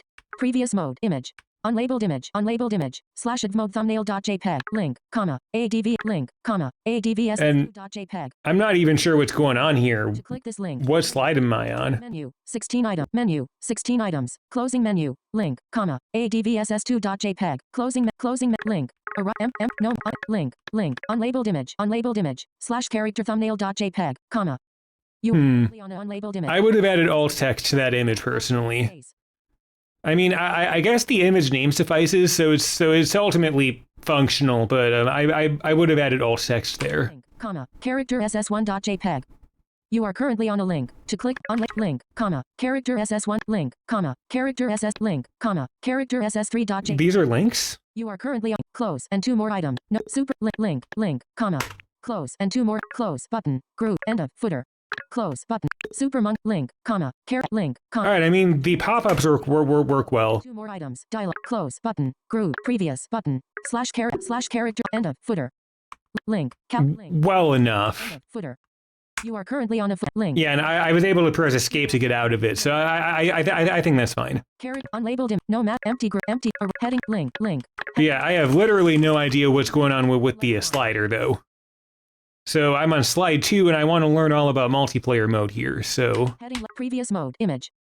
You are unlabeled image. Unlabeled image. /adv mode link. Head empty group. No link. New link. I mean, it eventually gets to that information. Link. Heading level 2. Multiplayer. Grab your experience. List 4 items. You are currently in a bullet. Use an assortment of bullet. Mix it up. Bullet. End of list. Link. Read more. You are currently on a link. Unlabeled image. Unlabeled image. /adv thumbnail. You are, So then it just goes, yeah, I don't think they're properly using comma, ARIA hidden JPEG. Link. Heading. the way I was showing earlier in this stream or not. Unlabeled image. Link. Heading. Intro. Net. Heading left. Net new. Those who link. Head. End. Bullet. Use an assortment of dazzling items to take out your. Oh, also, it does look like my keyboard overlay is finally All players who dare roll in its path. 1 of 4. has finally stopped working. Oh, I made it work again. Okay, sorry if you couldn't see what I was typing there for a second. I'm still kind of working the details on that functionality out here. Bullet. Split. List. Head. Link. On. New. 3. Intro. Banana rumble. You are currently on a selected link on heading level 2 adventure mode link on heading level 1 multiplayer mode heading level 1 multiplayer mode head preview on arrive new adventure away. Yeah, so I think this slider is falling into the same issue where it just goes down the HTML structure. Experience a delightful tale filled with new friends, rivals, and twists and turns. And there's nothing to account for if something invisible to a sighted user is also invisible to a screen reader user. I think that's probably the key issue going on here. Voiceover off.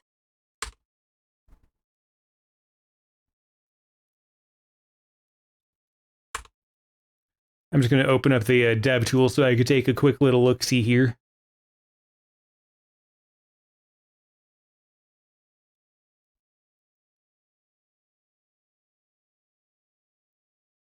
Huh, I haven't seen floats used in a little while. That's kind of an interesting way of using floats. If it works, I'm not going to complain if it works.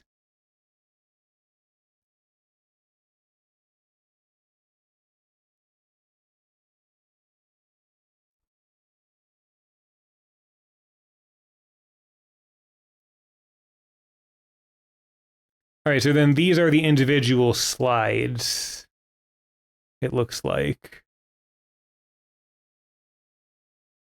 Is there any CSS indication for which one is active?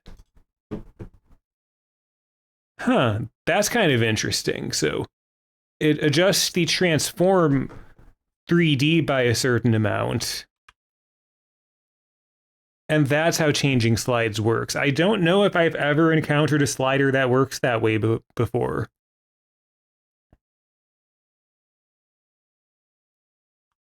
Interesting.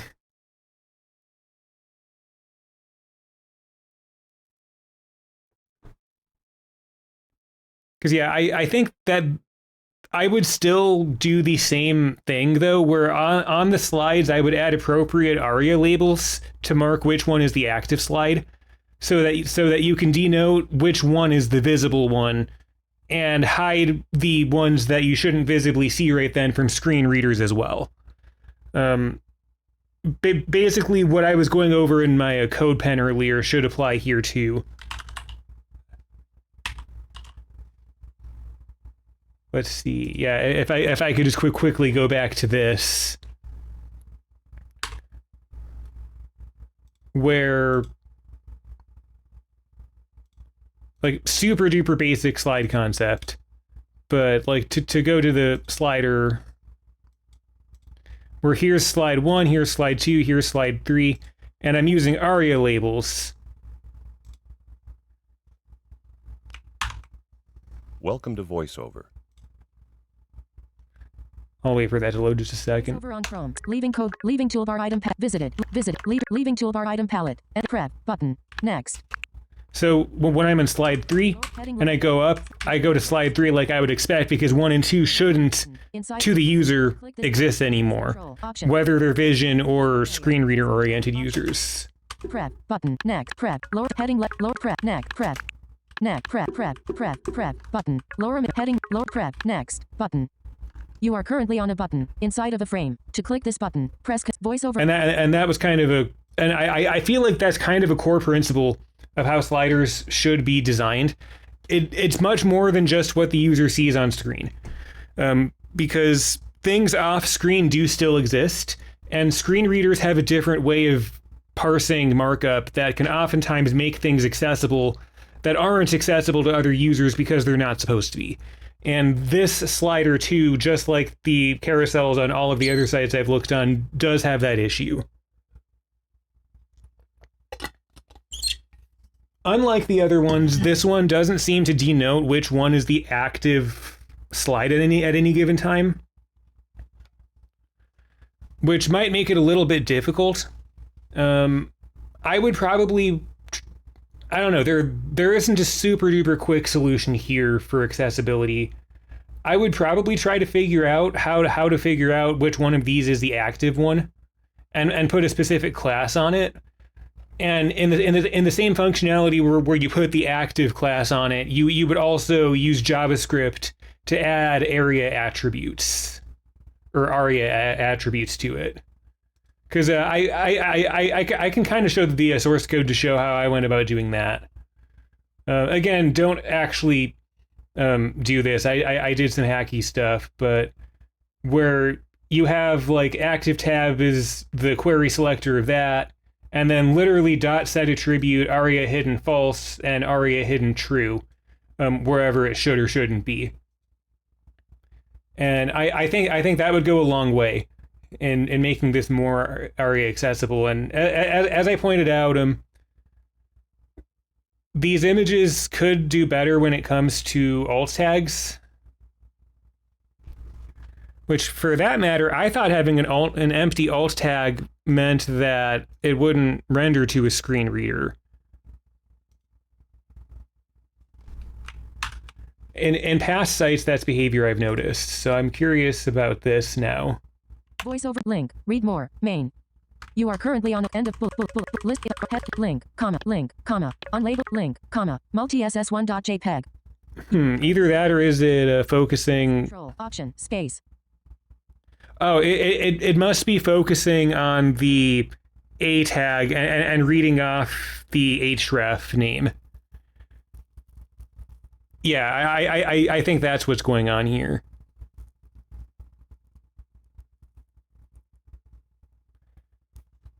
At the very least, the file names are somewhat sensible. I still probably would have tried to add actual alt text to the images instead of just the alt empty to ignore it, to give context for, like, perhaps this is a boss fight. This might be some kind of multiplayer mode. More item, dialogue. You are currently on a group inside of web content. To interact with less than img class equals fansbox image src equals media / img voiceover off. Yeah, and there's no alt text at all when the image is expanded.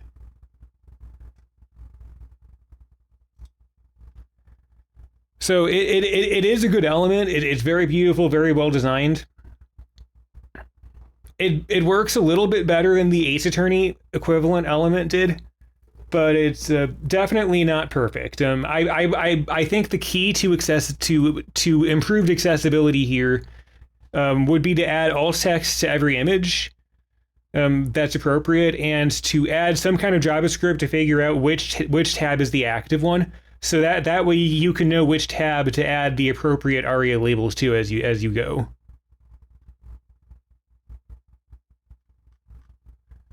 All right, I might as well continue through the rest of the site now. Welcome to VoiceOver. VoiceOver speaks descriptions of items on the screen and can be used. Main toolbar. Navigation. Select an element in the page to inspect it. Toggle button. Toggle device toolbar. Toggle button. I forgot to close DevTools. It sometimes gets stuck in DevTools if you don't close that specifically. Up arrow.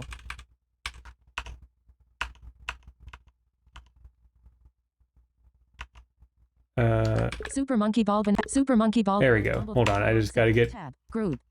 You are currently on a tab. I might need to refresh the page. This option. DevTools can make things a bit weird sometimes. Group. Press Control, Option, Shift, up arrow.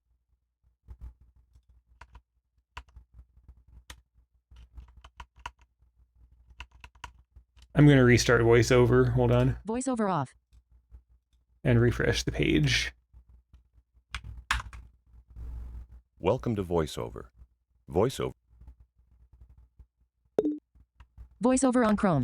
Super Monkey Ball Banana Rumble Online Manual. Tab. Search toolbar item palette. You are currently on a toolbar item palette inside of a groove. Toolbar HTTP Super Monkey Super Monkey Ball Banana. I seem to be stuck outside the website. User error. I'll figure it out. Toolbar item palette. You are currently on a toolbar item palette inside of a groove. To interact with the items on this toolbar, press Control, Option, Shift, down arrow, menu, 24 items, closing menu, toolbar item palette. Out of Super Monkey Ball Banana Rumble, Google Chrome, groove. In Super Monkey Ball Banana Rumble, Google Chrome, groove. Super Monkey Ball, in Super Monkey Ball, no, out of Super Monkey Ball Banana Rumble, Google Chrome, groove. You are currently on a groove. To interact with items in this groove, press Control, Option. Not totally sure what's going on. I gotta be honest. Super minimize. I can't seem to get back into the website with voiceover. To interact with items in this groove, press Control, Option, Shift, down arrow. I guess that's just the nature of live streams.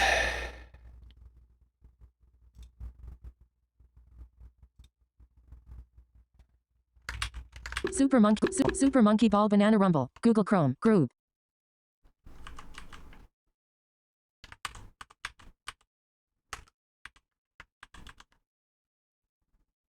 Did it freeze? Full screen button, minimize button. Super Monkey. Come on, go to the website, not the browser. Monkey S. In soup out of soup.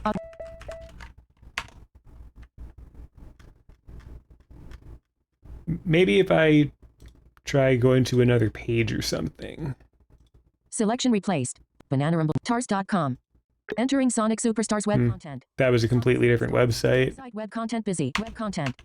You are currently in a groove. To exit this groove, press Control, Option, Shift, up arrow. Toolbar item palette. In toolbar, no, reload, paper, download. No visible, out of soup. S. All right, that's a bit of a user error on my end. I'm not totally sure why VoiceOver is getting stuck on the browser and not the actual website. I wonder if like actually closing the website and reopening it will.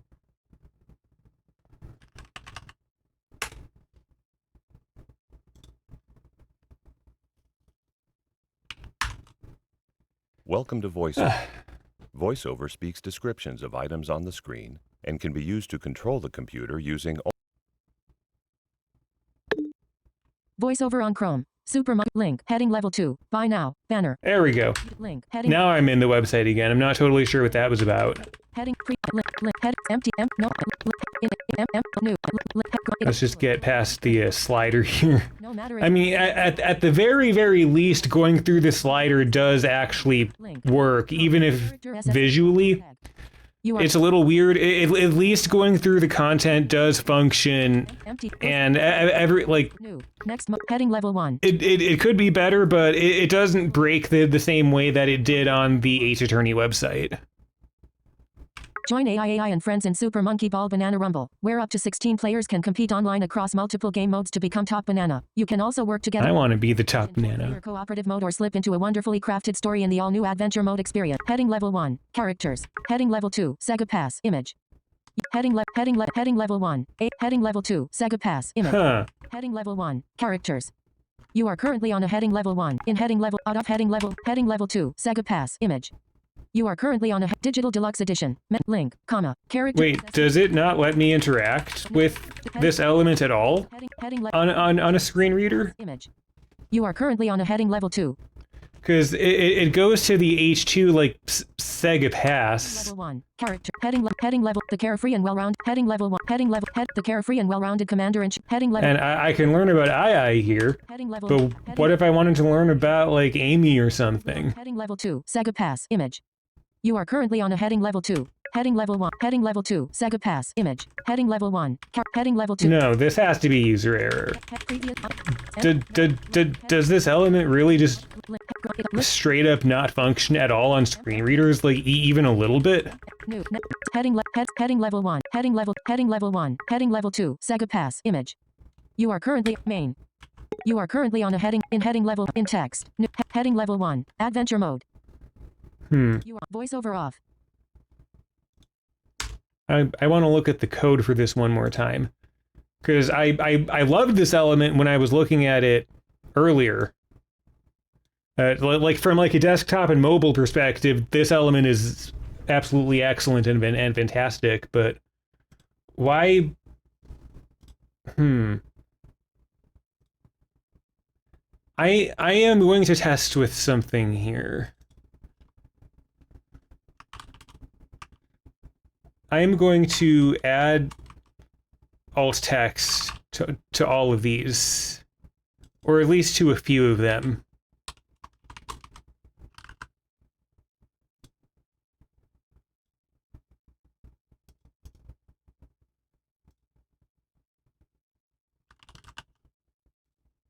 All right, so I have added alt text to at least these three now, and I am very curious what's going to happen now. Welcome to VoiceOver. VoiceOver on Chrome. Super Monkey Ball Banana Rumble. Digital Deluxe Edition. Menu pop-up collapsed. Button. Main.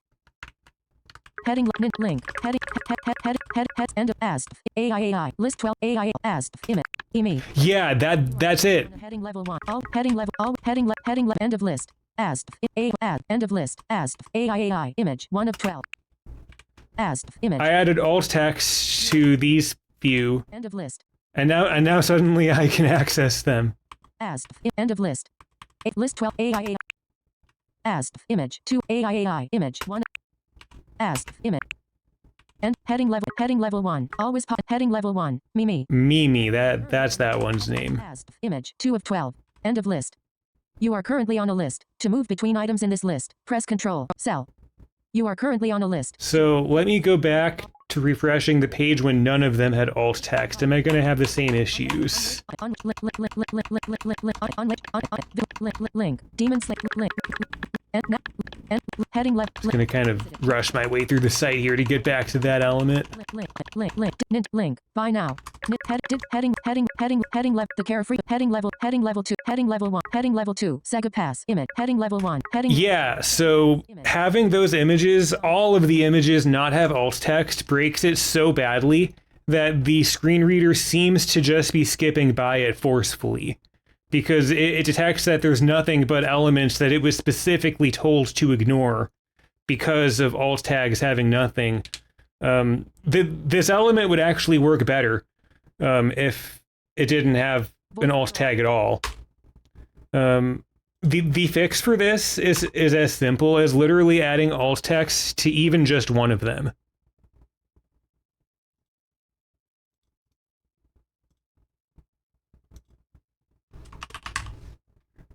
Because then it'll at least get to the group, and I think even just with that. Welcome to VoiceOver. VoiceOver speaks descriptions of items on the screen and can be used to control the computer using only. Link. Subscribe. Link.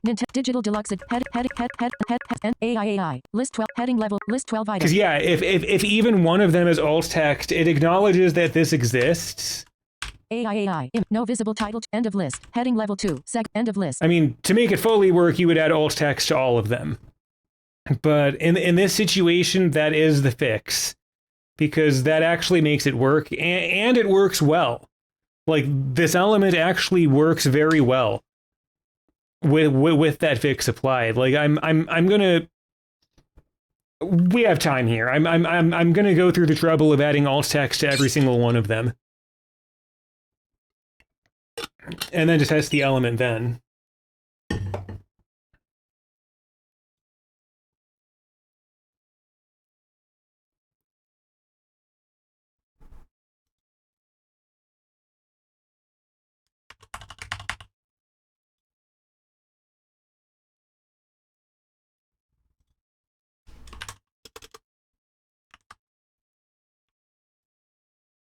Oop, wrong thing. I meant to,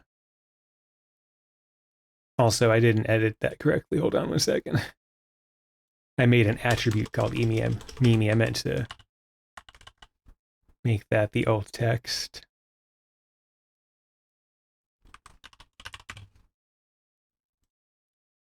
Because yeah, I'm pretty sure that if you go through the trouble of adding alt text to every single one of these, this element is actually going to be extremely good and accessible.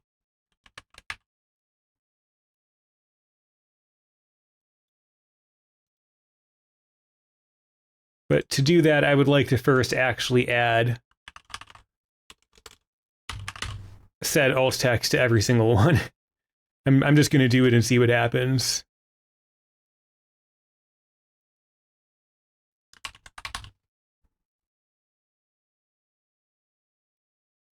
Because, yeah, I wonder if maybe they have a system on the site that automatically adds blank alt text if nothing was entered. And they just didn't enter them manually.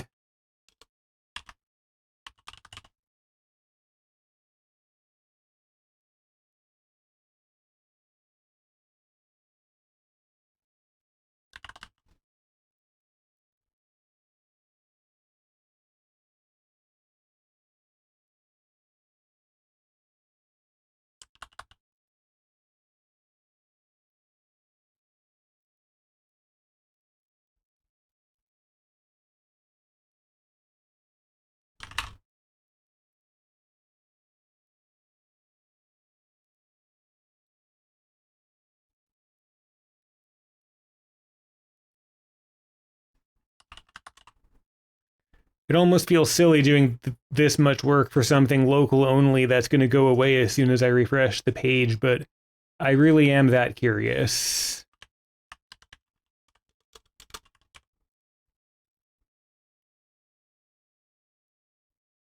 Then I'm going to do the ones down here as well.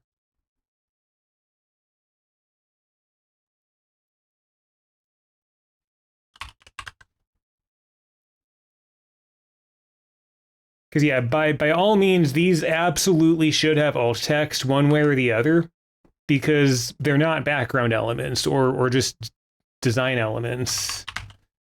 The screen reader should be able to give context for what these are, but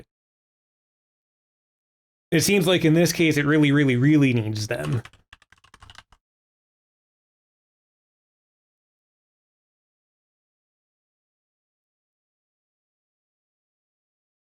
Who's that? Amy? I don't know who these last two characters are.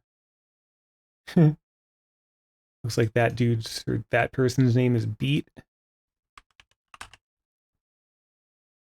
And that person's name is Axel.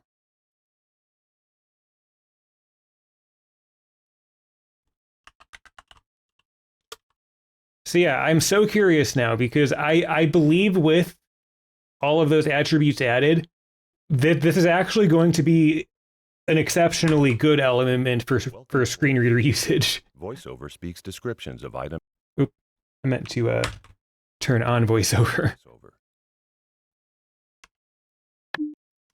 Heading left, the carefree, heading left, B, aim, knuckles, image.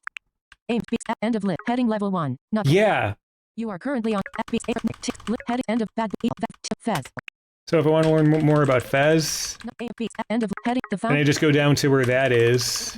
List, end of lit, baboon, palette, image.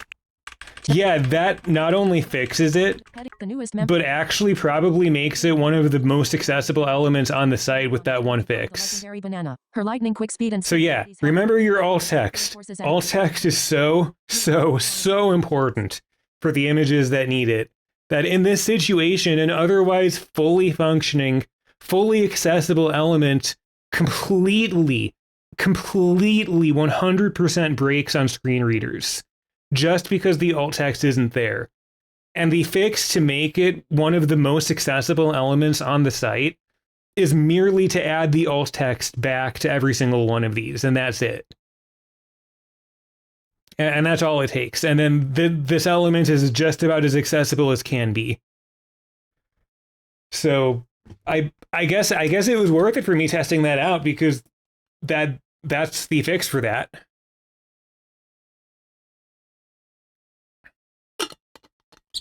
That's all it took.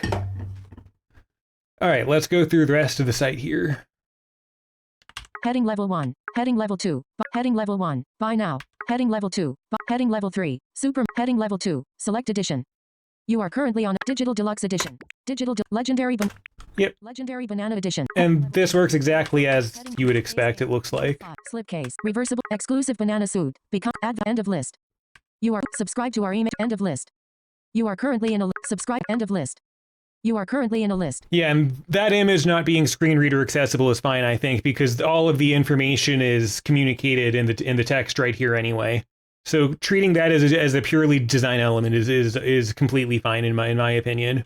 Subscribe to our emails by July 2nd, 2000. Word around the island is that this outfit. Sega will email a code to your inbox with instructions on how. Star available in selected region. Link. Subscribe. End of main. You are currently all right, main. and Side of web content. Voice. That's the end of the site. So yeah, overall, I really do think this site is very pretty. It has very nice interactive elements. I kind of broke this one a little bit with testing. I'm going to refresh the page in just a second. I really like this element, and the thought that was put into like the designs, and like how I'll go back to mobile here for a second. Let me unlock my phone. Yeah, and like an on mobile, thought was put into how exactly it would collapse, so that even on the smallest phone screens, it's obvious that it's changing because the character is changing. So I really appreciate that thought was put into how it was responsive. So this is my favorite element on the site, honestly, in my opinion. Just from like conceptually to how it's presented. Add those alt tags. Oh my goodness, add those alt tags, because that is the only reason why this isn't also the most accessible element on the website. But yeah, I guess that was that for the Super Monkey Ball Banana Rumble website. A game that honestly looks very, very good. I mean, at the end of the day, the website seems to be accomplishing its task. I'm probably even more sold on buying this game now than before I was reviewing the site. So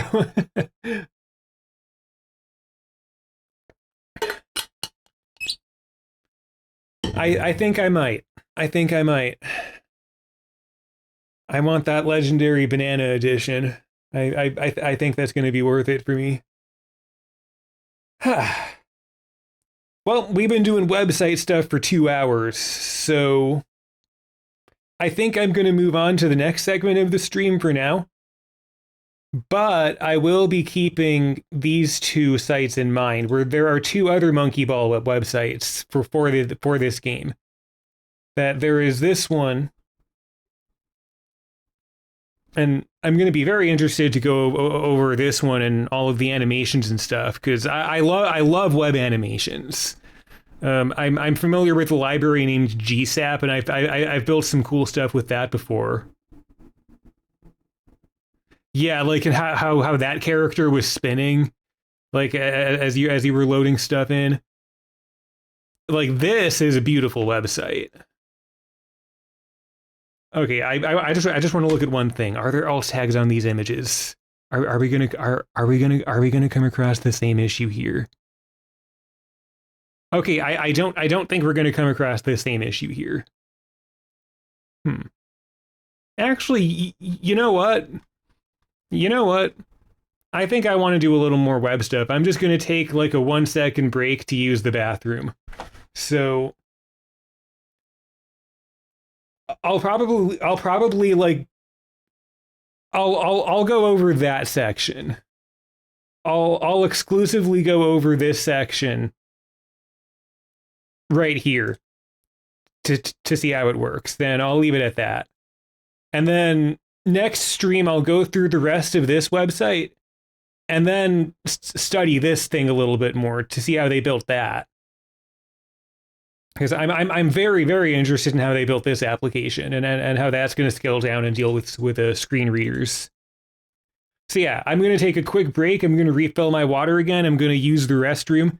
And then I'm going to study this element as the capstone for today's web development section. So I will once again be right back. I'm going to do that. And then I'm probably going to do music stuff after that. I actually came up with a decent little idea. I might not do music for too long, but I came up with a little something this morning that I just kind of want to jam around with. So I will take a brief break and I'll do this, and then I'll swap over to doing guitar, music, synthesizer stuff for a little while, and then VR, and then video games and all that. So the stream itself is not going to be ending for a little while. I will be going for at least 1 more hour from right now, ideally probably 2 more hours. This is just towards the end of the web development portion of the stream. So I'll be back in a few minutes. Hang out with little Anya, keep her company. She's real nice.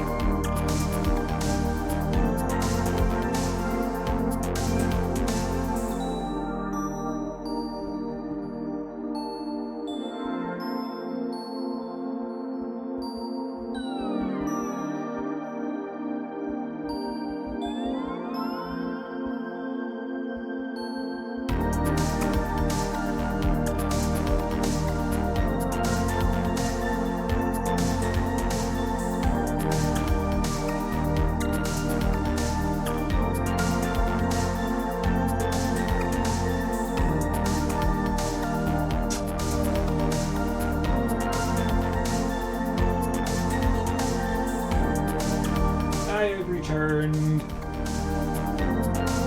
I am back. It is me. I have returned. So yeah, as mentioned, I was gonna do just a little bit more web stuff because I just want to look at this one element. So I am going to do that. Let's see. I want to go to the site. I think I had this open on the other browser. Yeah, I had this one open here. I'll accept all the cookies.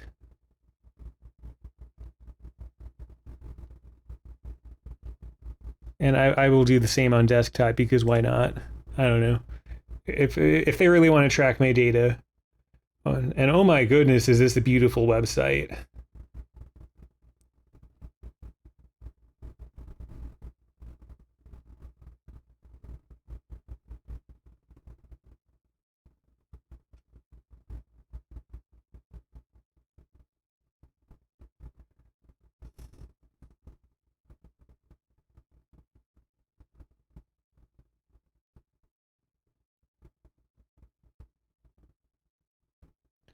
Oh, that is such a beautiful menu. Oh my gosh. Oh, oh, oh, this website is so good. Oh my gosh, this website is so good. Look at how pretty that is. Guys, look at the mobile screen at how pretty that is. Oh man. I got to give my applause because that's like genuinely beautiful. I love it. I actually love it.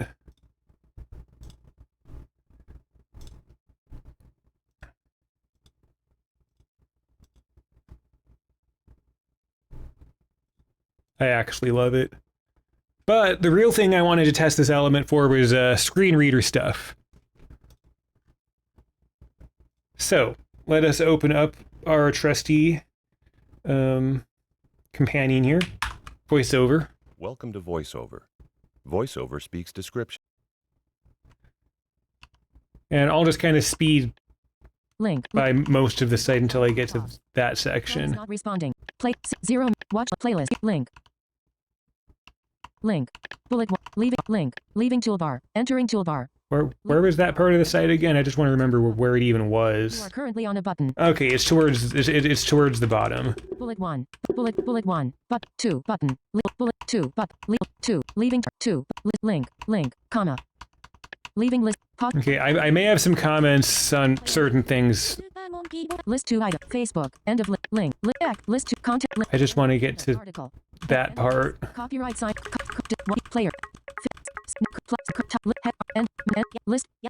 New. Select B. Select new. Select AI. Select Mimi. Image. 2 of 13.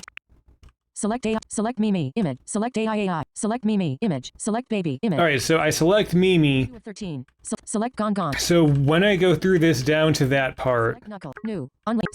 Select B. is it going to show me Mimi or is it going to show me some other slides content? End of list. List 3 items. You are 矢印 unlabeled image. 1 of 3. List box. 2 of 3. 矢印 End of list. Monkey around with a wide selection of End of list. 矢印 List box. In list box. Mimi a stylish monkey. Okay, it actually shows me Mimi. AI. Oh my gosh. I think I came across my first like fully accessible slider the way that I was hoping it would be. Out of list box. List 3. End of select new. Select Amy. Image. 11. I want to learn about Amy now. All right. So what I expect is that Amy's slide to the screen reader is the one that exists. And when I go to navigate to Amy's information, it's not going to be showing me the information for any of the other ones. Select end of list. List 3 items. 矢印 Unlabeled image. 1 of list box. 2 of 3. 矢印 Unlabeled image. 3 of list box. 2 of 3. You are currently on a selectable text. So I go inside of that element. Aspiring adventurer who's finding her strength and courage. Yes! Yes! Yes! It's accessible. This is an accessible slider. 1 of 1. Voiceover off. Good job to the devs. I am so impressed that this element is as beautiful as it is, as functional as it is, and zero problems with screen reader accessibility from my own testing. Beautiful. I want to look at the source code.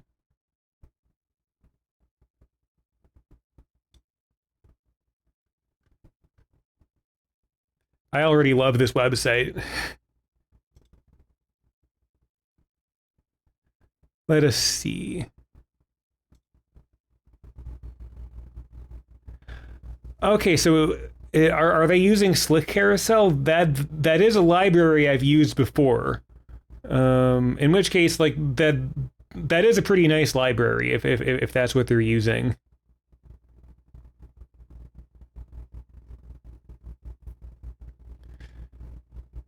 Which might also explain the accessibility, because if they're using a library and didn't reinvent the wheel,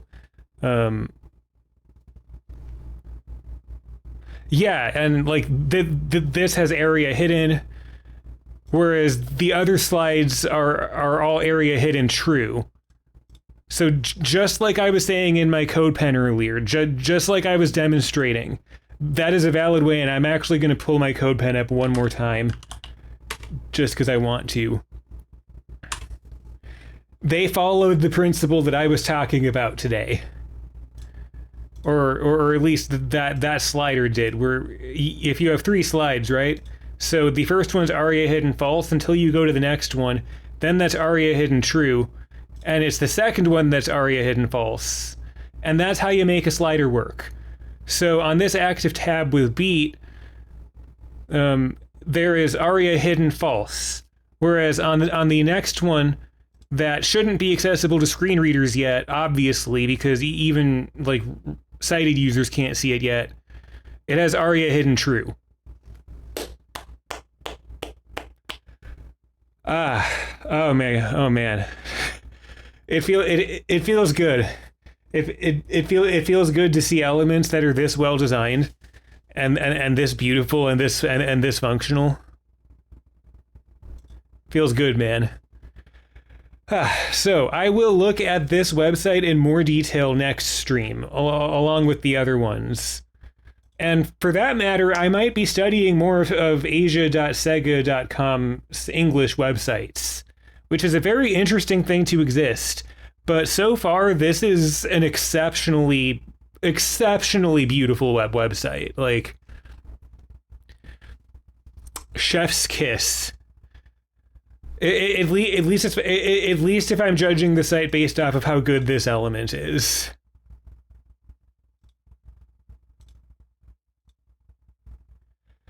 All right, so it has been 2 hours and 15 minutes of doing web stuff, so I think that's going to be about it for that. I am going to return the stream to, let's see. I'm probably just going to shut the MacBook off, honestly. I think it causes issues if I don't, or I at least need to close Synergy. Because I think that causes issues when I don't sometimes. But yeah, I'm gonna put my Mac to sleep. I'm on the Just Me view. All right, and I'm gonna change away from Webdev because I'm not doing that right now. So let's see. I totally forgot where to edit that.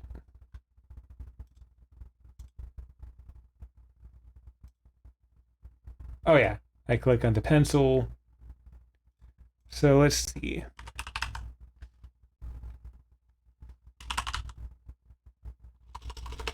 I guess music is the most appropriate one now, because I'm going to be doing music stuff, so I can switch it to that. All right, and then Windows Desktop. Let's see. Yeah, make sure the ASIO audio is on. And I was going to open the previous project I had open because everything was good to go there. I have to grab my guitar. I'll take my headphones off.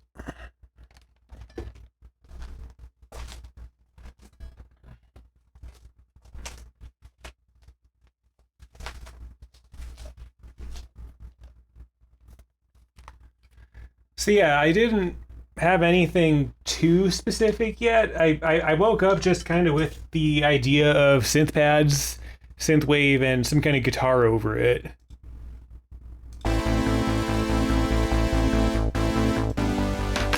I'll make that a little quieter.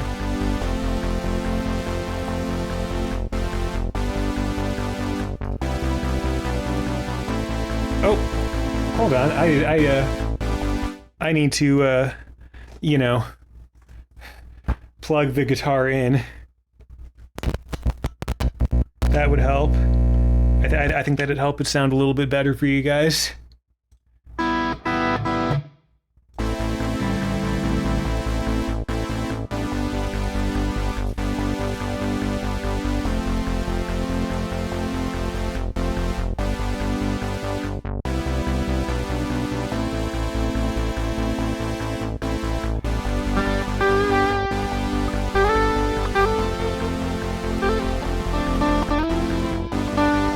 To clip my fingernails. I don't feel like doing that right now. That's going to be slightly distracting.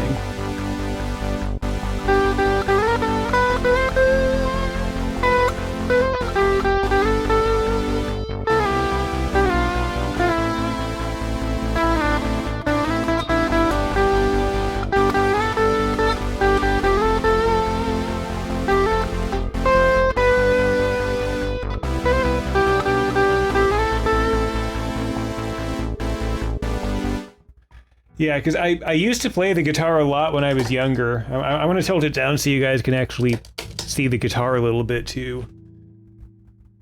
I used to play a lot when I was a teenager, and I kind of fell off from the guitar a little bit since then. Wait, is that coming through the microphone too?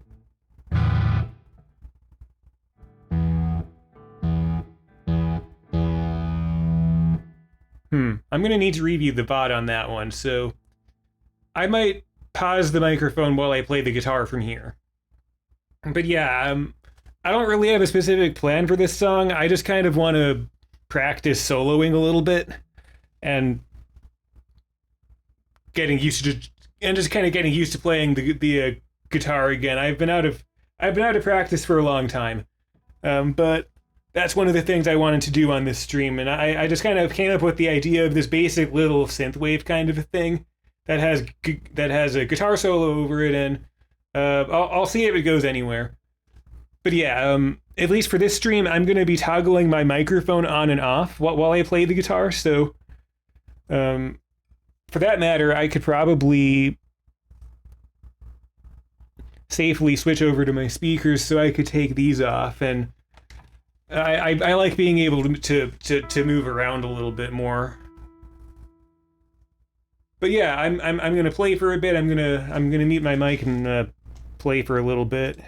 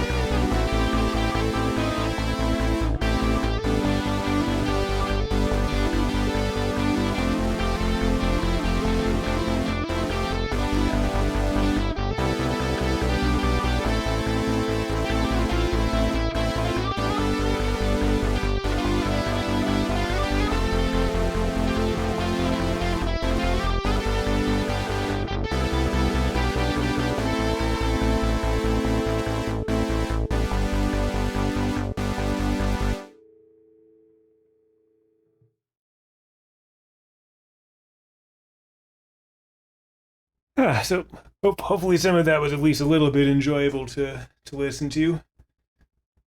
I don't really have any plans. I'm just gonna kind of do stuff, I suppose. Maybe I'll come up with a little bit of a different pattern or some drums, maybe.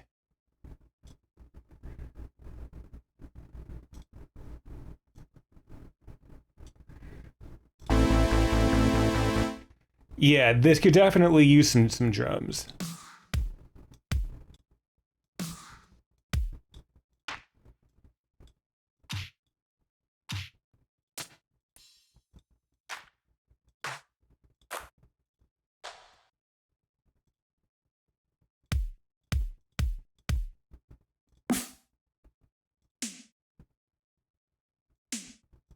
Hmm. I kind of like the feel of that tom drum here. It's almost like a tom snare. Hmm.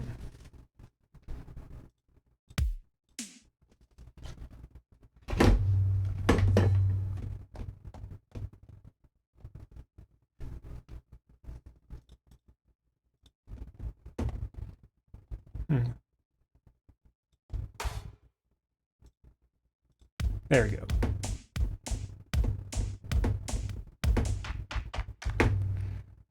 And then I want some kind of a basic hat or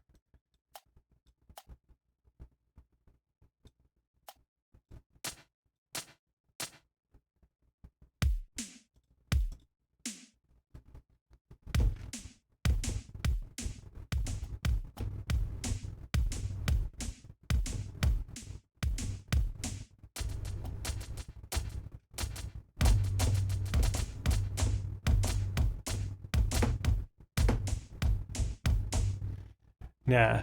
I don't think any of the samples I have right now are good for that.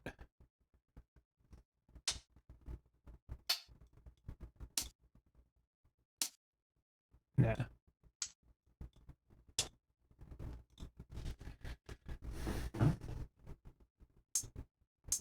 That one I like.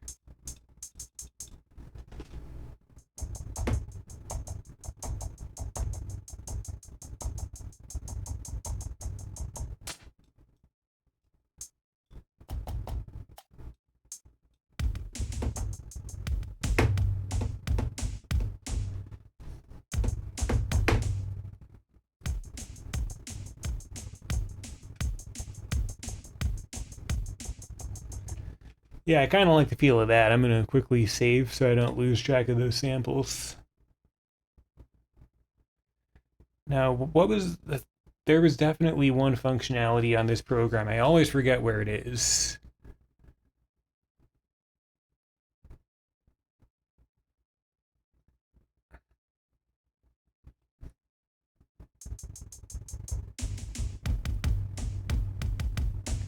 To like correctly map these to these so I could add effects later if I want to.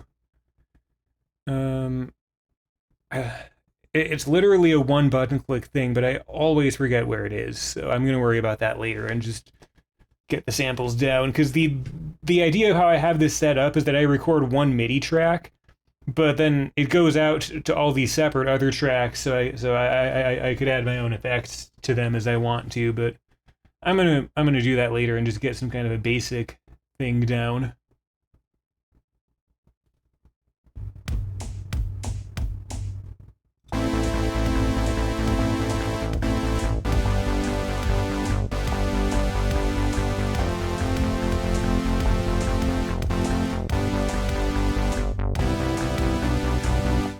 I might increase the speed of the song too.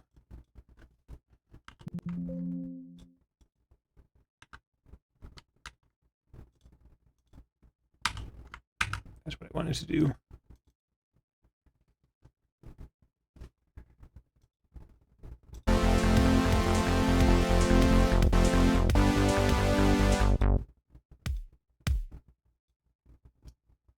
Yeah, I feel like that. I feel like right there was the closest to what I was going for.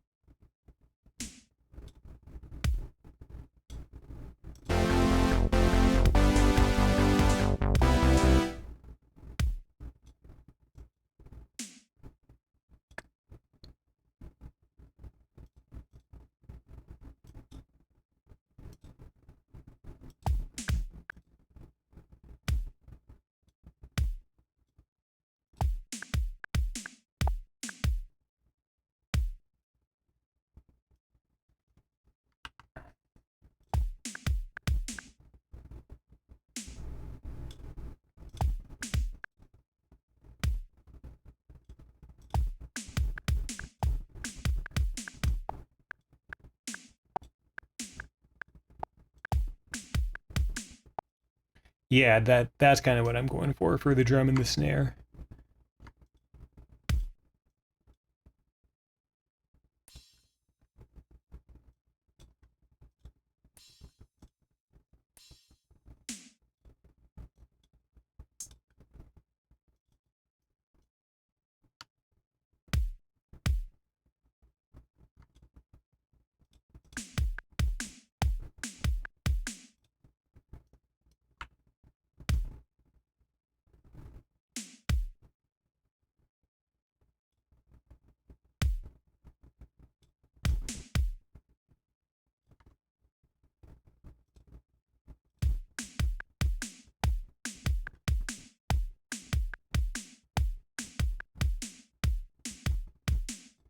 Yeah, and I'm definitely going to increase the BPM of this song too. I'll tilt my camera back up until I play the guitar again, so you guys can actually see my face here.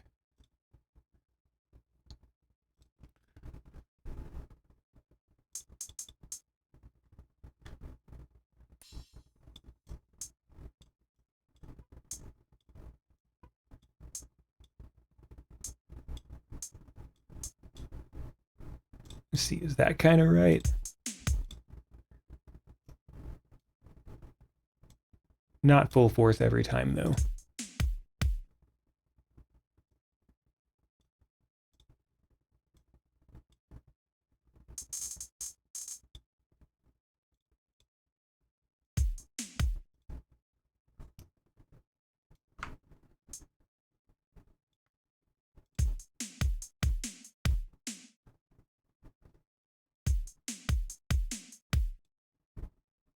Yeah, I think like a heavier and a lighter one back and forth is what's going to sound the best here.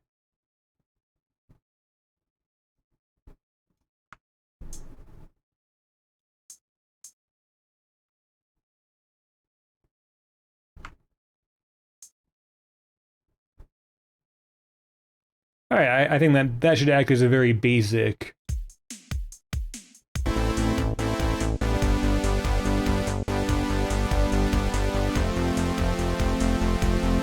Yeah, and instead of 144, maybe like 160.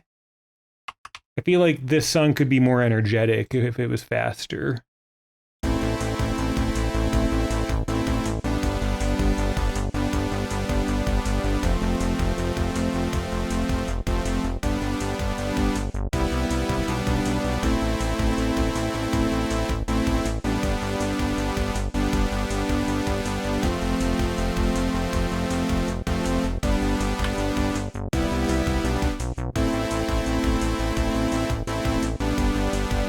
Yeah, I'm definitely feeling it faster here.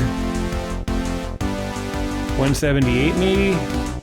Do I dare go faster than that?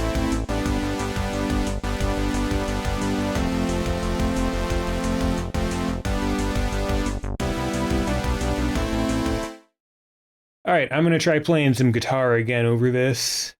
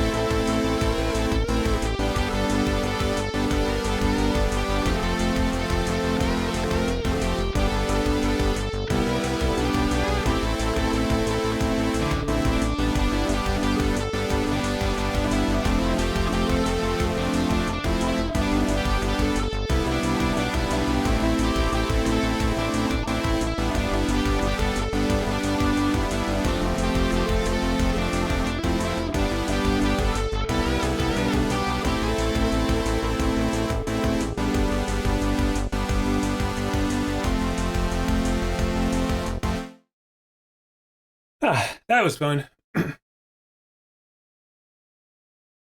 What kind of came to me, maybe one component of this song, because it is difficult for me to compose songs that are this high action all the way through. I almost wonder if there should be a part that has like a way more mellow pad instead of a lead, and maybe like a slower BPM, but it still follows the same fundamental chord progression for the pad.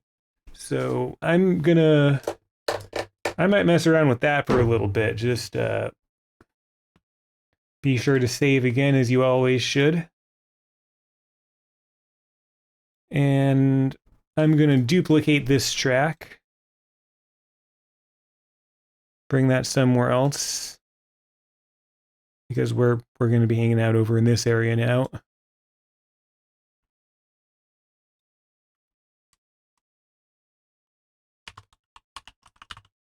And I want to find some kind of a mellow pad, maybe. Maybe not with this specific synthesizer.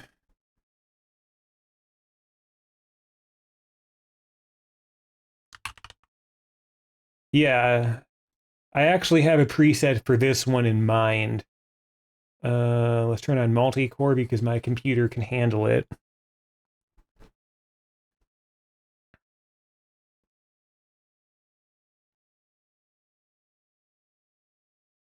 Yeah, the Yuhi Diva Beauty Pad. I'm not even sure how many songs use this preset. Probably a lot. Probably quite a lot.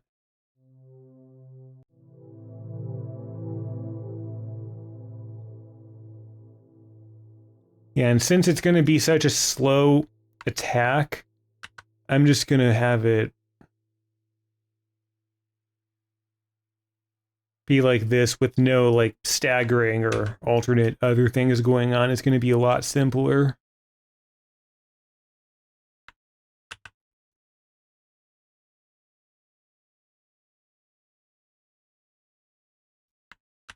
Just going to like super duper simplify that.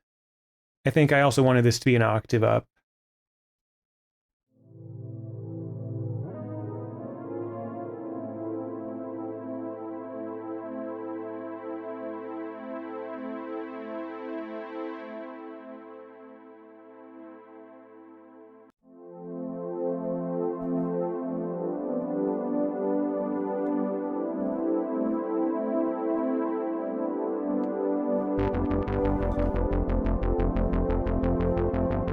I probably want a different bass going on there too.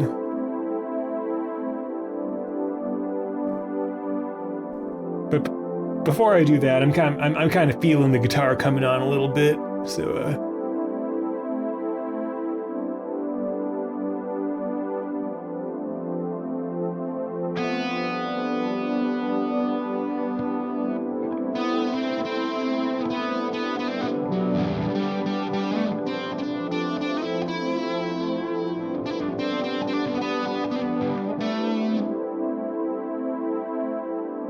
yeah, I definitely want a slower BPM. So maybe here I'll slow down to like 140 something.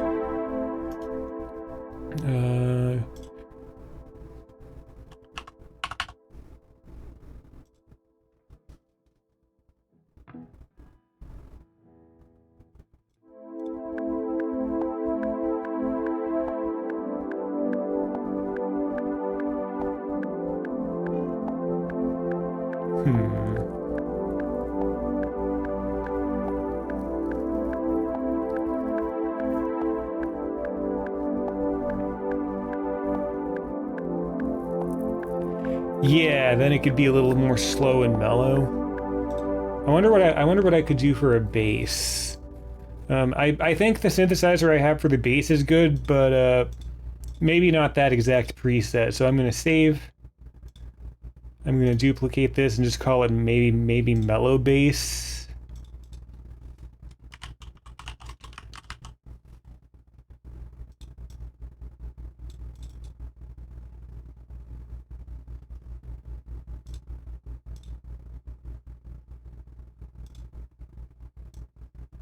I don't know. I'm gonna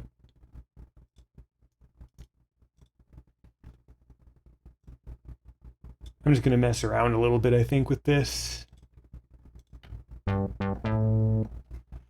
Because yeah, I don't think I want to go for a plucky bass sound here. I'm not totally sure what I'm gonna do.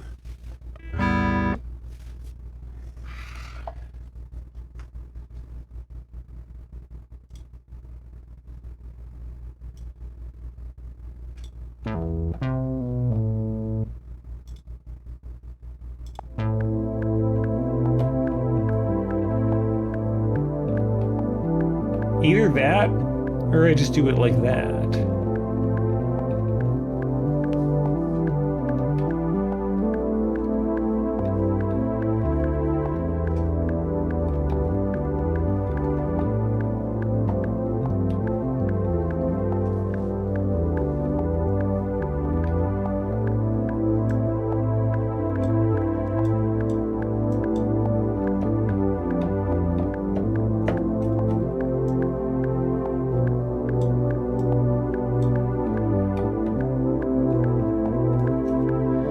Kind of liking that. A little more glide.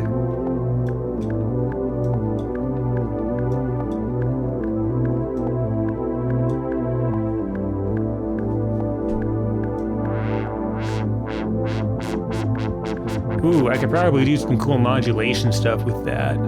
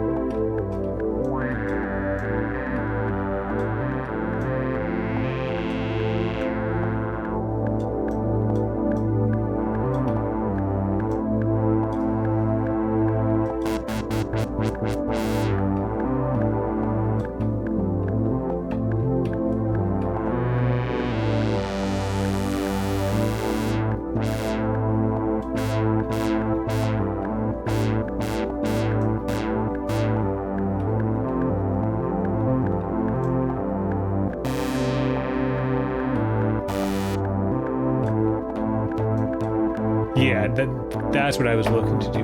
So it's basically just that with no like real pluck.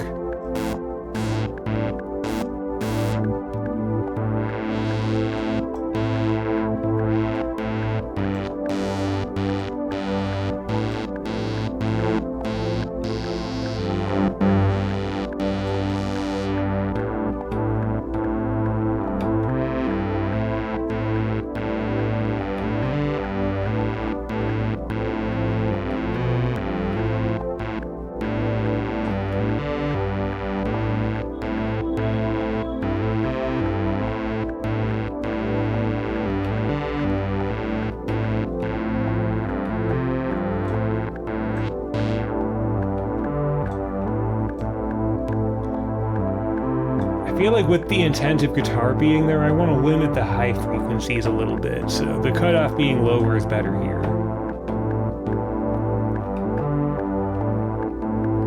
I feel like it still needs more, though.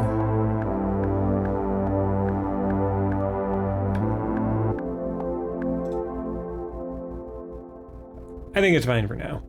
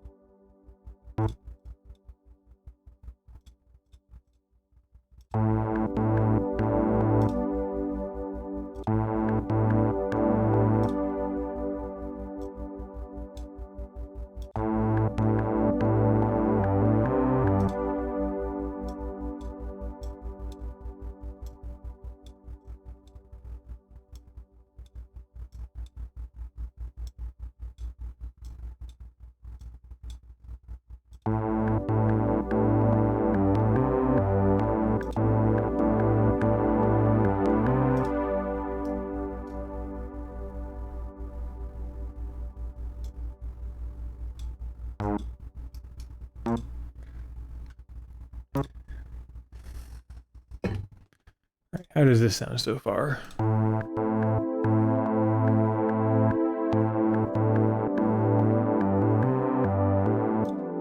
That's at least the gist of it. I kind of want to go with this and do a little bit more guitar. I'm going to play around with a couple of other things here before I finalize these notes, though.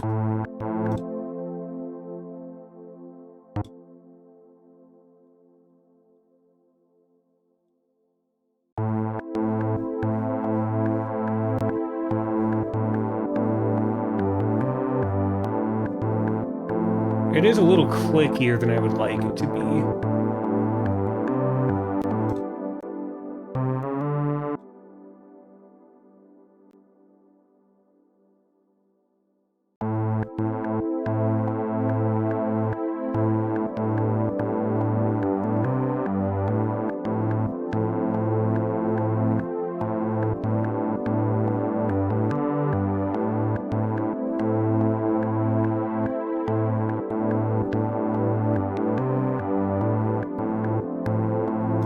I don't know if the timing on this is quite right. I'm going to look at that a little more.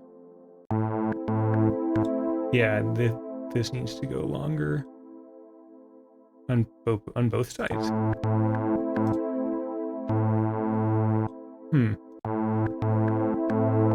kind of like that, yeah.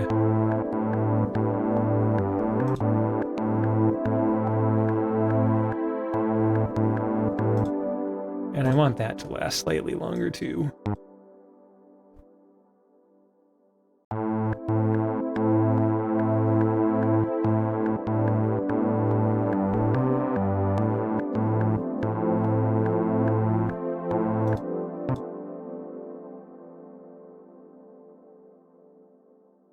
Yeah, I'm just gonna copy this over.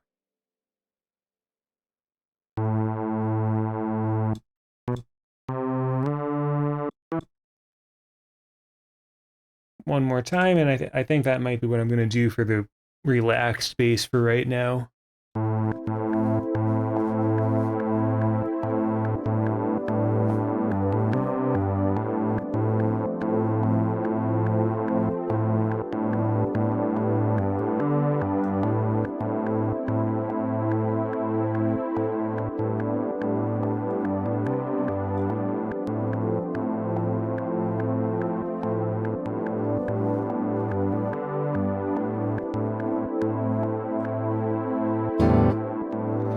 I'm gonna play a little more guitar over this and just see where it takes me.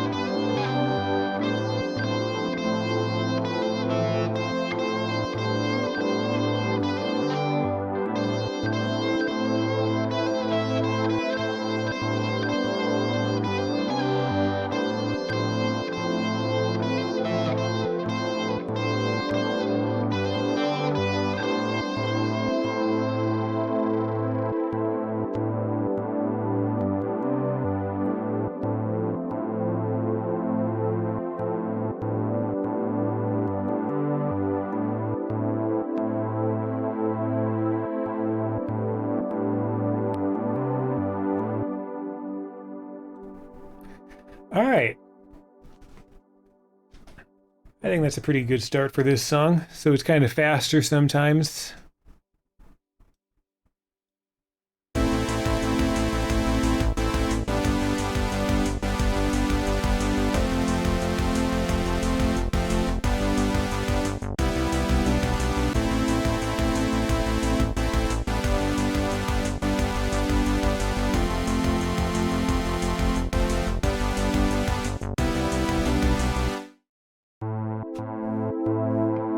Not totally sure how it's going to transition to that. Maybe it like starts out like that and then builds up to the fast stuff, and then I'll do like a bridge where it's all slow again and then it gets fast again for the rest of the song. And then, yeah, I might do something like that. I'm not 100% sure the direction I'm going to go with this yet.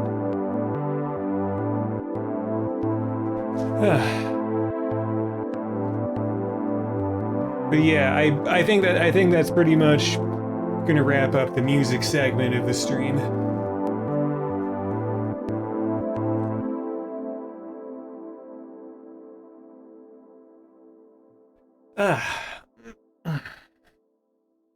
Alright, what now? Well, I suppose it's about time for me to hop into VR. Angry Birds isn't gonna beat itself. You know what? I know that I like hurt my knee a few days ago and all, but I think it's feeling okay for a little bit. I'm gonna play Dance Dash, but I'm gonna stick to the easier difficulties. I think that's gonna be my compromise. I still wanted to get that working out in through Dance Dash, but I'm gonna stick to the easier difficulties and maybe not play quite as many songs. But I'm still gonna play. So alright, I suppose I could start getting all this unset up. Make sure I save. Close the project.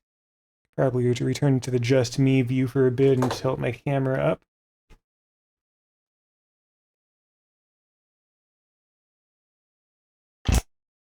Alright, let's put my guitar back.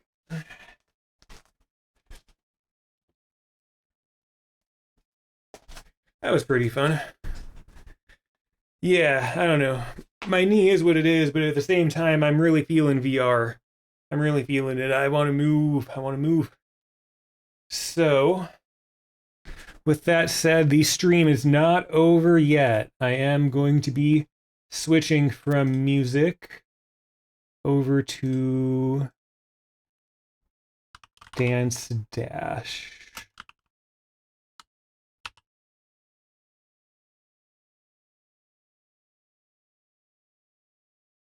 All right, now it's time to start up the good old trusty old Valve Index.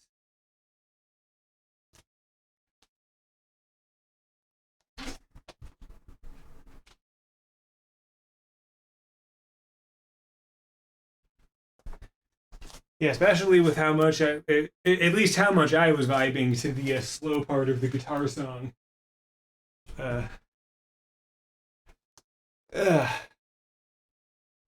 I kind of want to do a little bit of moving here.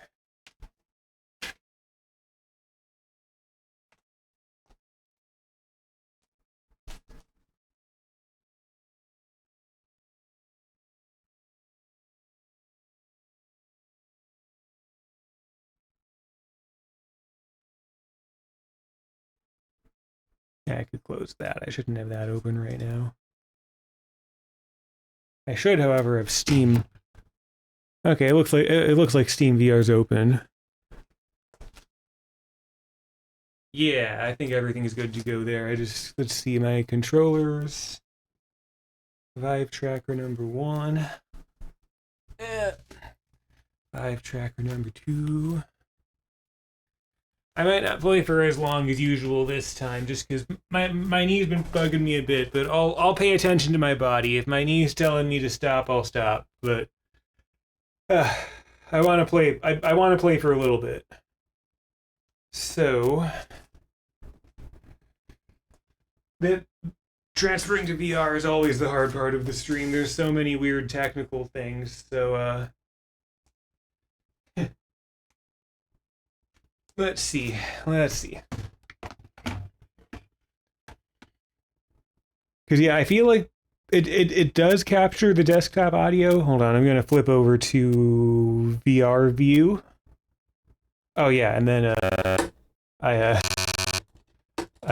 tilt my camera a little bit like that, so I'm a little bit more visible when I'm dancing. Probably tilt it down a little more. Uh, let's see, how about that? Because the whole point of this game is foot movement, so. Alright, so yeah, so.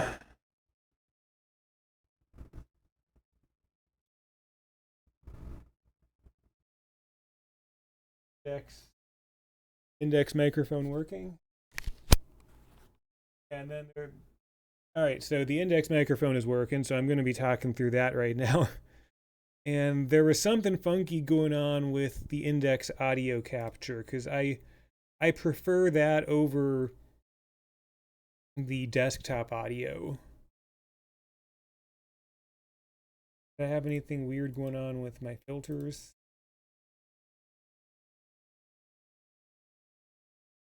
I don't know. It does capture the desktop audio. So I guess I'm going to start a game and see how stuff is working at that point. I also like keeping my chat visible. Yeah, there's the pop out.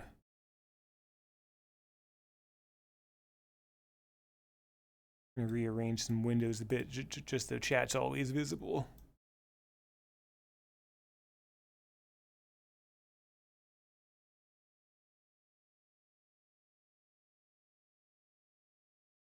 Oh, and I totally forgot about background removal. I could have been doing that earlier, but no point now. So let's see. I'm gonna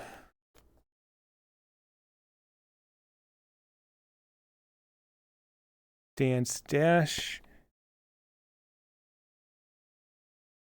Are my trackers showing up where they're supposed to? I guess I'll start the game and see what happens.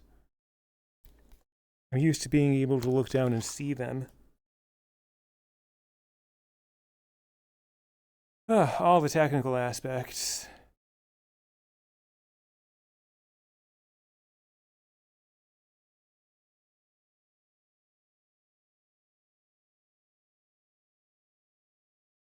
No, I don't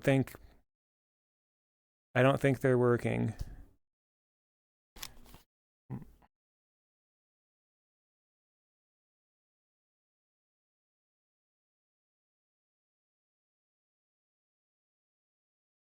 Are my base stations all on? No, they're not. That would explain everything. Hold on.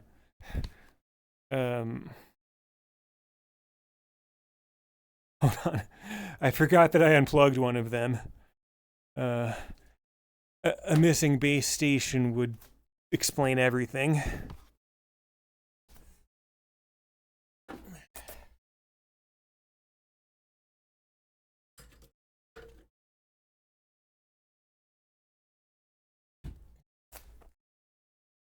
All right, that should turn on. Hopefully I don't need to recalibrate. I might skip the VR section if it's really going to make me recalibrate.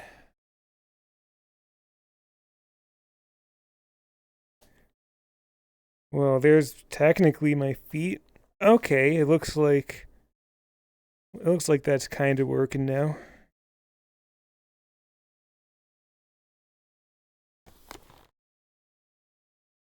But yeah, I don't think there's any game audio because my index audio capture is not doing what I want. Properties. Because yeah, it keeps doing default. Yeah, I think now it's working. Because like I keep on having to bring it back to like the index HMD, which is not the same as default. So based on all the meters I'm seeing, everything looks good. So I'm just gonna get going now. I'm just gonna start playing a song or two. And I also use an overlay so I can keep track of my OBS, where I'm standing, and stream chat as well. And just all that good stuff. Yes, I think I am now ready. I Wonder what the community content is like. I still haven't tested that out at all. Oh, Bad Apple. Oh my god, I love this song. I definitely want to play this. I hope I don't get a big old copyright strike because of it. Let's see.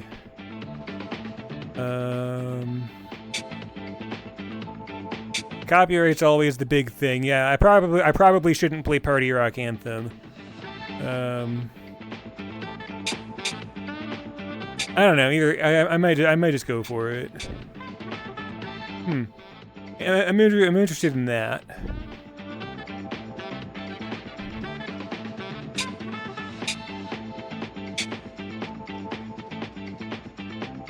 Is that from Chainsaw Man? I'm gonna probably play that one. Let's see.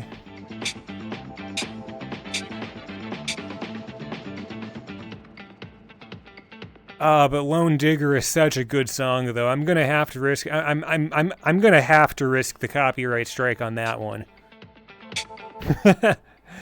I don't know. I'll edit it out of the VOD if YouTube has a problem with it. All right, I think.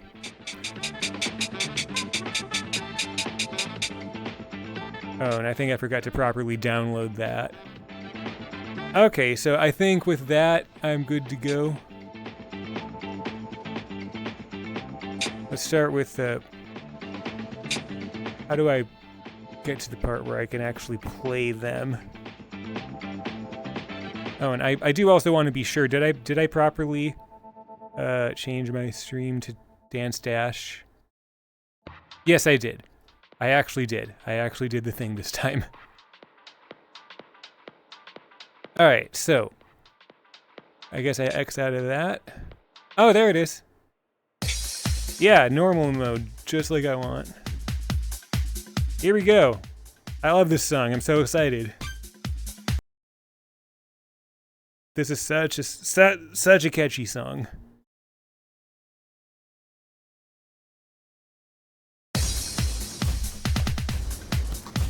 Need my index a little tighter.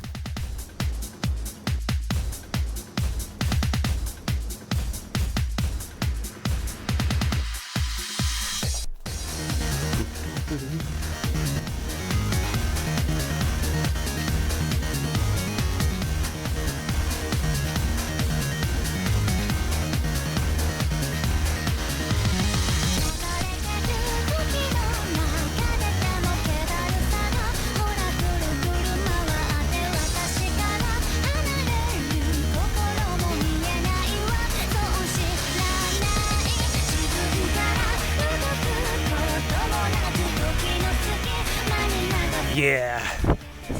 My knee can take it. Moving feels too good. I gotta do exercise, man. I just gotta.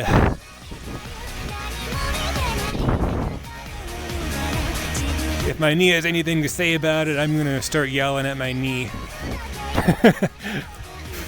That's how it works. I'll just get mad at my body part if it gets injured, and then it'll be all better.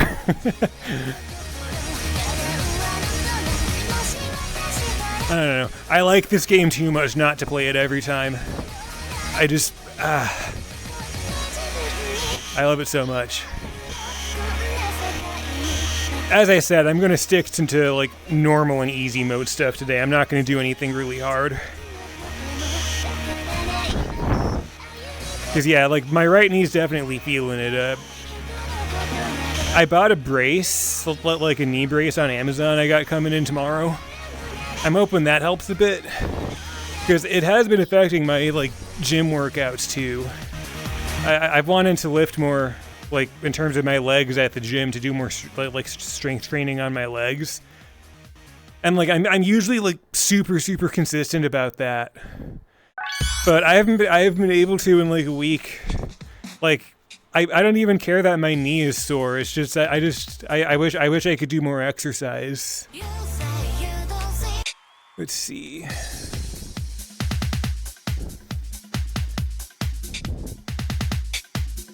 there any way to filter just to the community ones? Because I see there's a community label. I guess I could just scroll I'm gonna give that a pass for now, just because it says hard. Baby, can you move around the rhythm so we can't get Oh, this one only has hard? I don't know. Baby, can you move around the rhythm so we can't get Okay, actually, because this is an edit, I wonder if that's going to avoid the copyright strike. It might be just different enough. You know what? I'm going to do it. I'm going to do it. I can handle one hard song. I'm an adult. I'm going to tell my knee that I can handle one hard song.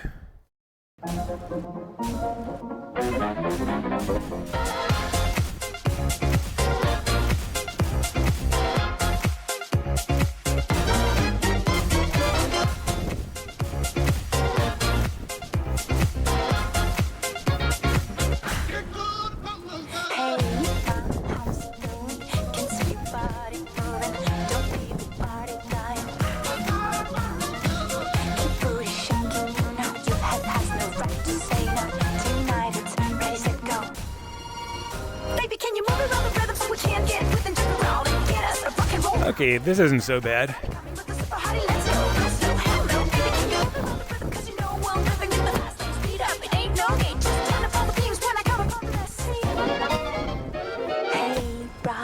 You thinking that good old sound is ringing? They don't know what they're missing. Legs ain't got time to lay low. Your knees are bending, so it's time to get up and let go. Baby, can you move around the rhythm so we can't get within the crowd and get us rock and roll round? Down, down, body, body, with the super hottie, let's go.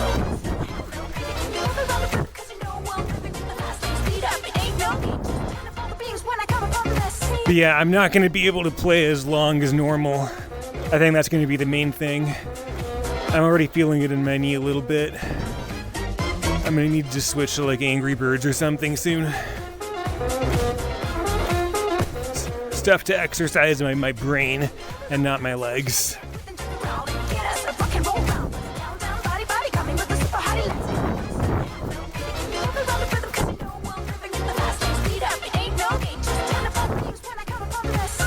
I might play some synth riders actually. I want to see what's going to happen with copyright stuff and synth riders when I upload the VODs to YouTube.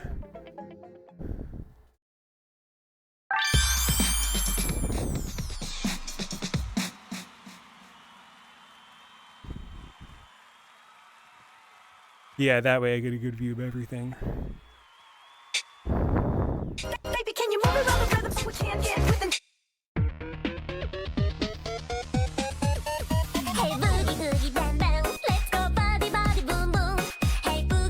Alright, I've never heard this song before, but I think that sounds pretty good.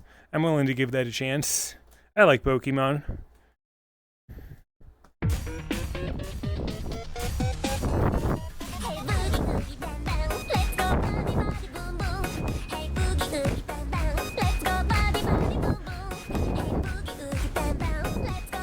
Pretty sure I've seen that used as an avatar in VR chat.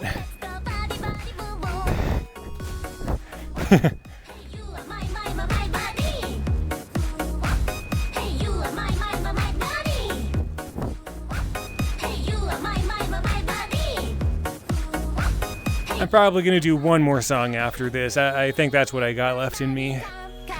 Or actually, you know what? After this, I'm gonna do more exercise. I'm just gonna switch to synth riders because that doesn't involve as much feet stuff. It'll be easier on my knee.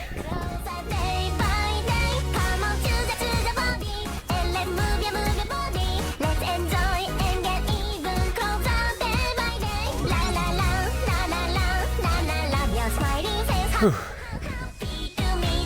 It feels so good to be moving a little bit, though, at least. I'm glad I played at least a bit.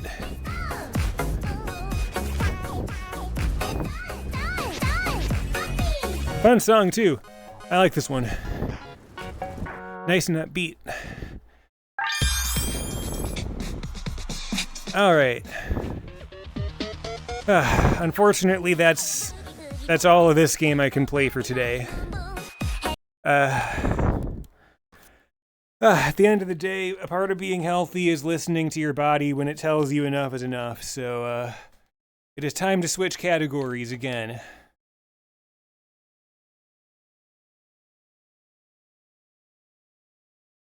This time to synth riders. They made a remastered one? Which one do I have? I mean, the default Synth Riders has way more viewers, so I guess everyone just uses that. I just have the game on Steam. I don't know. There we go. So Synth Riders, and I am going to turn that game on now. Hold on. I'm gonna also take off my Vive trackers to save battery on those, because I do not need those for this game. Because yeah, I'm not ready to stop exercising yet. I just gotta. I mean, I guess today is a gym day, so I'm gonna be lifting anyway. I really wanted to go to the gym, but I also want to do this.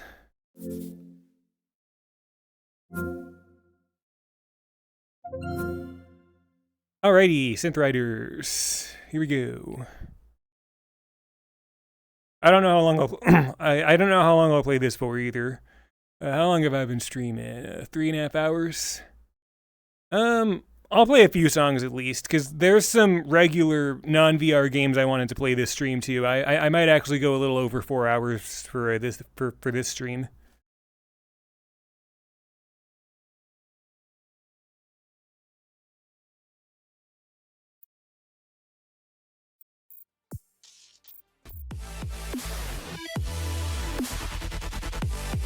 This is always a good one.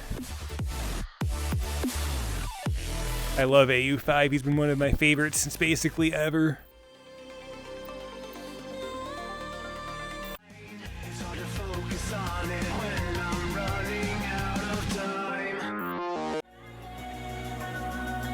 Ooh, I always love this song. It's one of my favorite synthwave songs.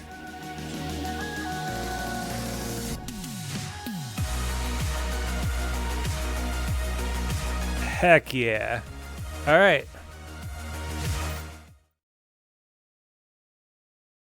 Please, copyright deities, please have mercy on me. All right, here we go.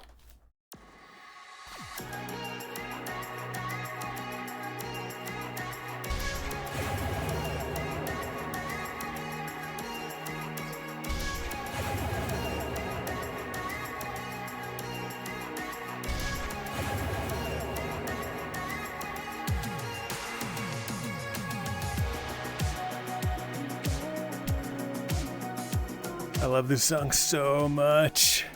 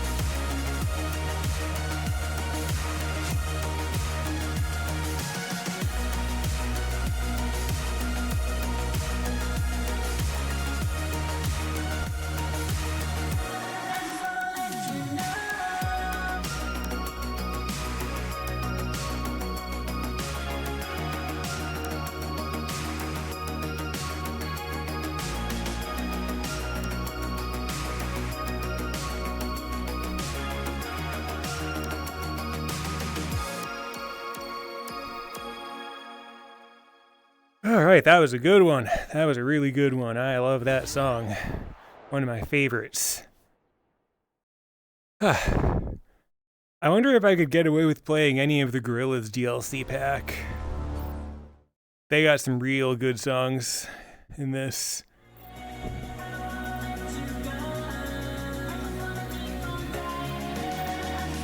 Let's see. Oh, is this new?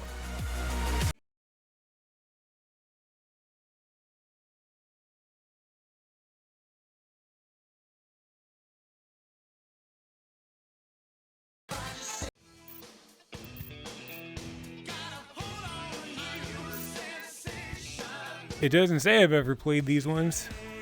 Oh no, I did. Okay, so I must have played this a bit ago.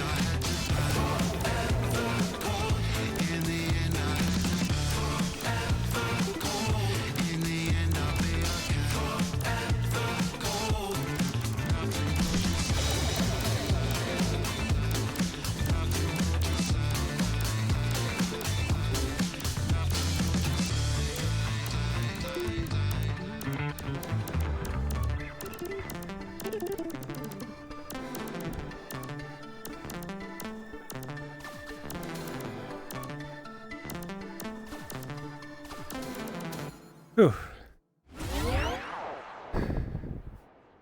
I don't want to cut exercise short this soon, but I think I kind of have to, unfortunately. So, it's time to switch. I don't know. I think I can go a week without Angry Birds. There's some flat screen, like regular games I wanted to play. I purchased a bunch of like smaller games from the Steam sale, and I think I'm gonna just cut my VR session a little short today. I just don't think I can take it. Unfortunately. So yeah, I'm gonna switch back to not VR.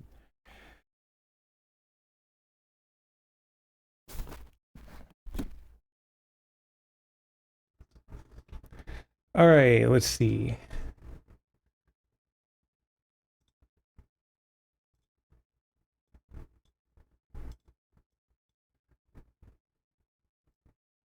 Testing. All right, yep, it looks like I'm good to go again. I'm just gonna make sure that all of this stuff actually turns off. And I'm gonna... I think in the meantime, I'm gonna put this back to just chatting, because I might take another quick break before I go into my games, and I'm gonna need to install a few of them too. I've also been playing a platformer called Penny's Big Breakaway, which is really fun. Pen button, let's see, I'm not doing synth writers anymore, so just chatting. All right, so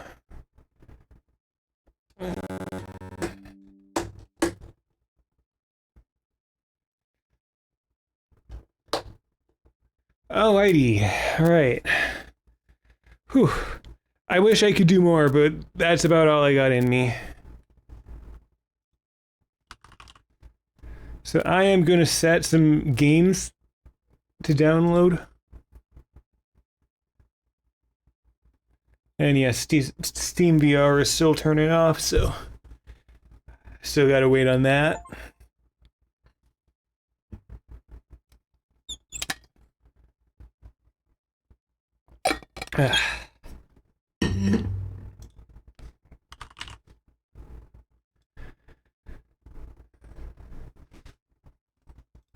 Yeah.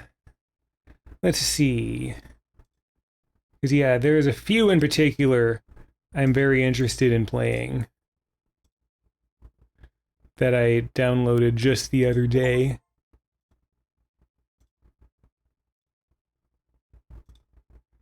I might as well install all of them as long as I'm here.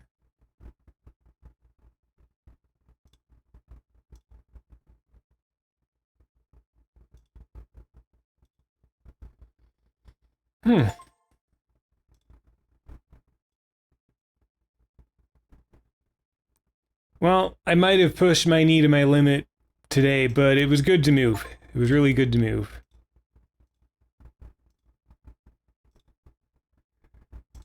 That still felt really good, though, just overall. So I'm going to take another break. It looks like my BRB thing fell off. I'm just going to reattach. Yeah.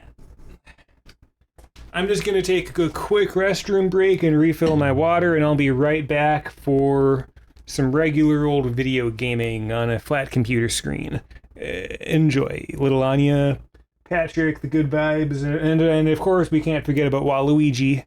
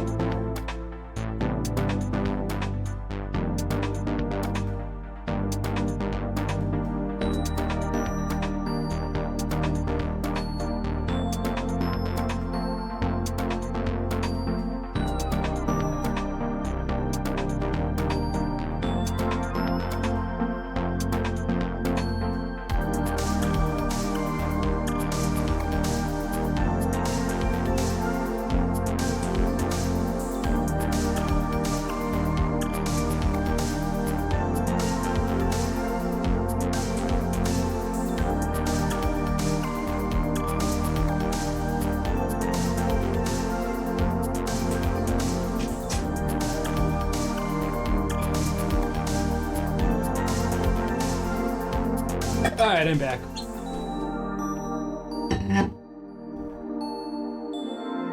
Alright, let's see. Yep, I dropped something just a little weird. My wrist pad for my mouse. See, one of the games I've been playing through has been Penny's Big Breakaway. I might get back to that next stream. I might play a little more this stream. I'll see how I feel. But there's a handful of games I bought during the Steam sale just now, and I mostly want to concentrate on those. And this time I will remember. Where is that? Turn on background removal so that I'm not taking up too much of the game here. I can move my mic a little bit that way. Yeah. And I might... Yeah, I'm going to dim the keyboard a bit there too, so... I thought this game looked kind of cool. It's only $1. Something about one button. I thought the colors looked nice, had good sound effects. So I don't know. I know nothing about this game. I'm just gonna press play now and see what happens. Oh, hold on. I'm switching over to headphones.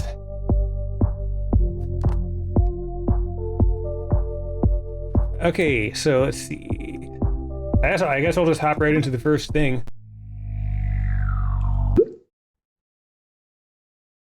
Push to move. Hold push to aim. And I double. Okay, so one click to move. I hold it to aim. And I double click to go fast.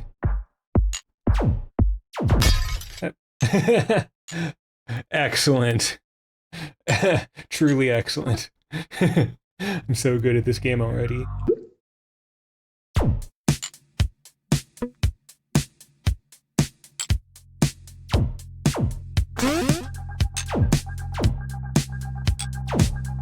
Okay.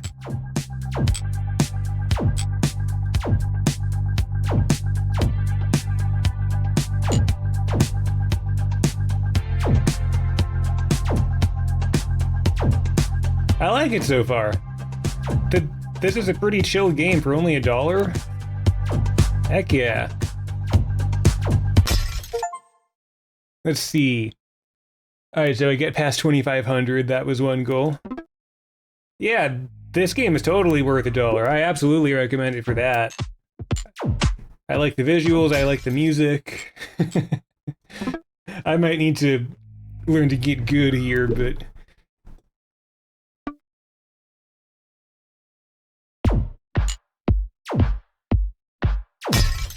Yeah, I definitely gotta learn to get good. But yeah, I'll probably...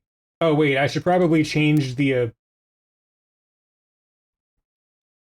just chatting away to let's see, what would be more appropriate? Is this game available on Twitch? Yes, it actually is. What do you know? Okay, so yeah.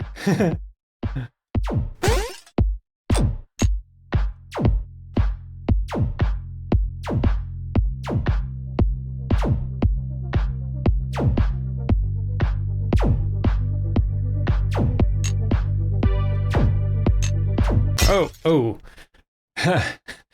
Alright, because yeah, I was just escaping that thing, but then I hit the wall. Ah. Let's give myself a nice full boost up front. Boost.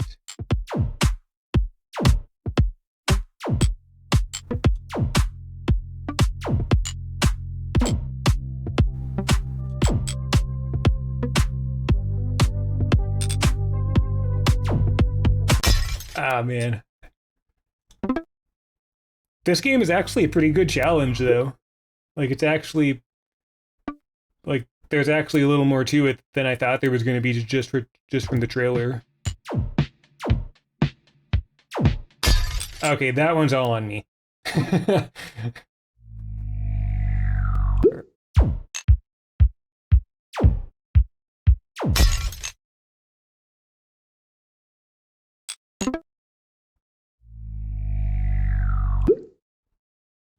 Alrighty, let's do good this time.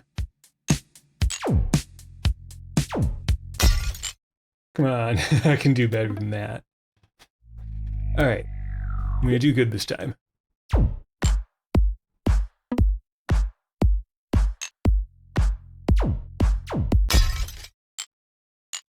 No, alright, this is the time.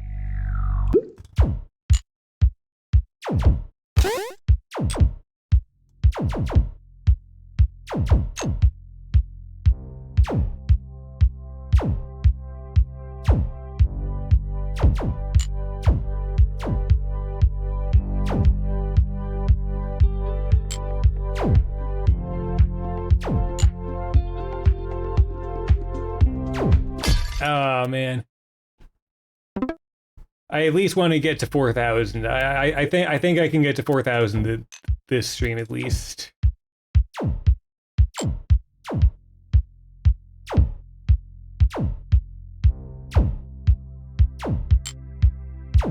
I think that should be achievable eventually.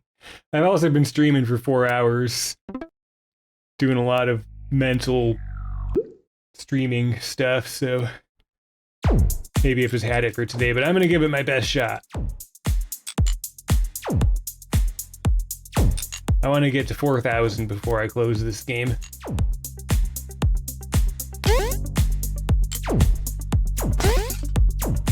Ow. Alright, retry.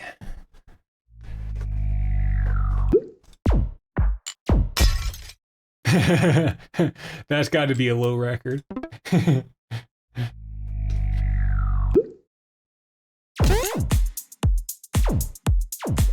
Ooh, I narrowly avoided being destroyed there.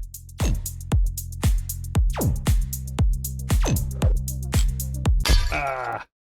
Alright, let's see, retry.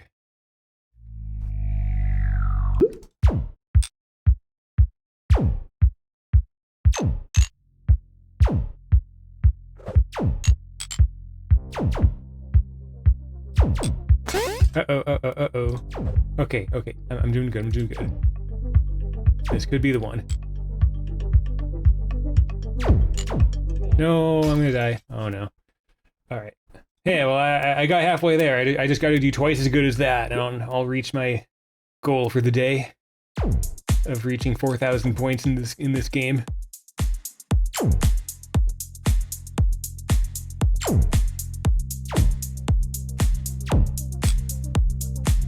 What is that?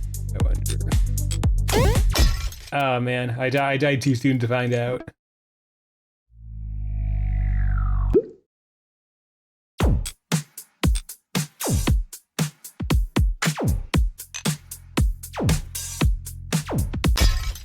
Whoops.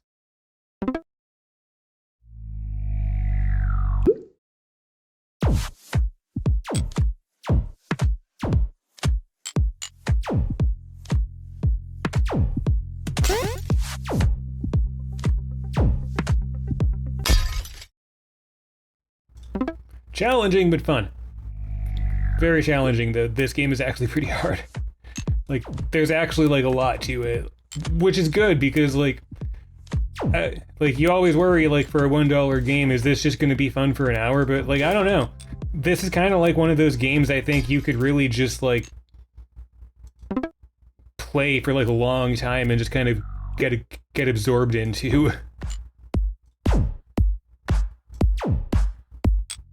Almost like Super Hexagon. If anything, this almost, like, just in terms of vibe reminds me about that.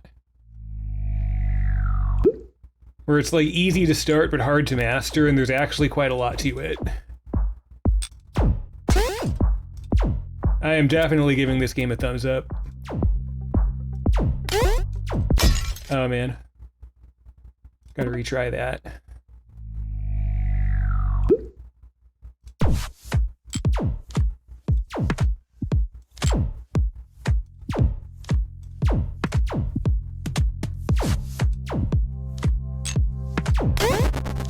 Ooh, that was pretty. Yeah, I could totally see myself just chilling on my Steam Deck while watching a podcast, playing this for hours.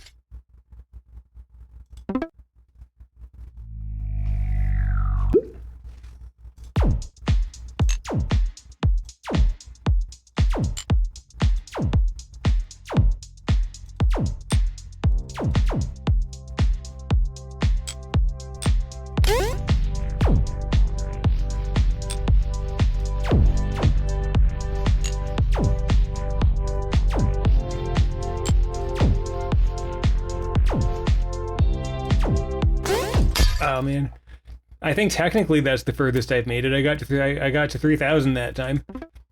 I'm definitely getting a little bit better each time. Well, a little better, a little worse each time, but I think the trend is going upward. Yeah, I'm definitely getting better each time.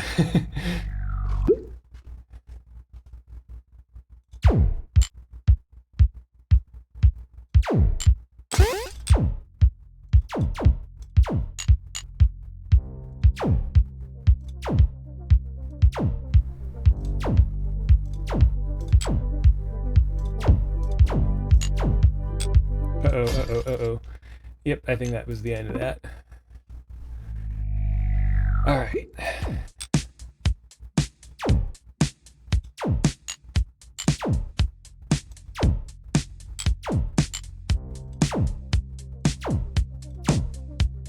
Well, I walked right into that one. Or pooshed, I guess I could say.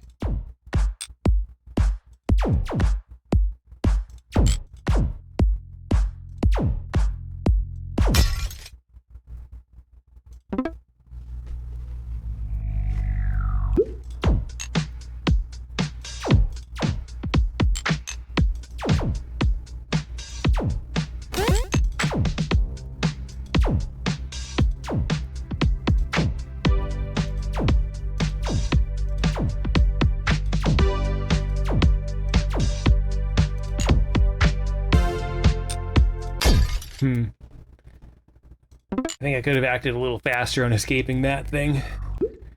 But I find that I do better if I go faster, almost. Unless I go straight down.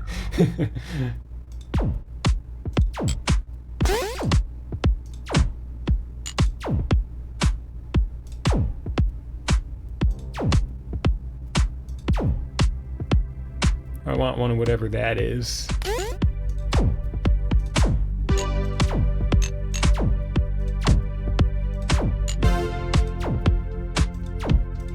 Ah, man.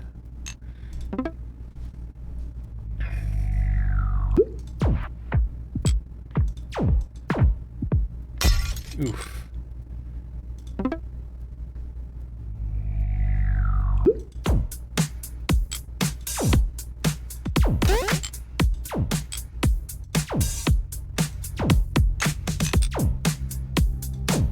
Oh, man.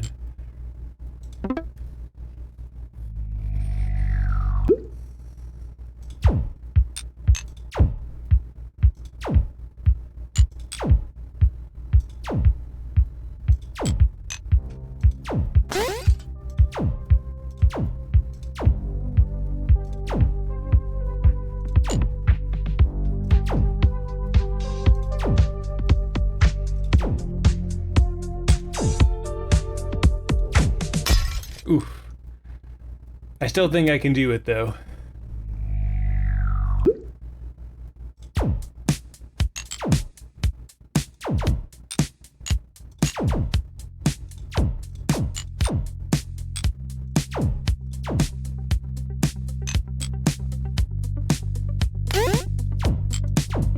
Ooh, I like that power up a lot.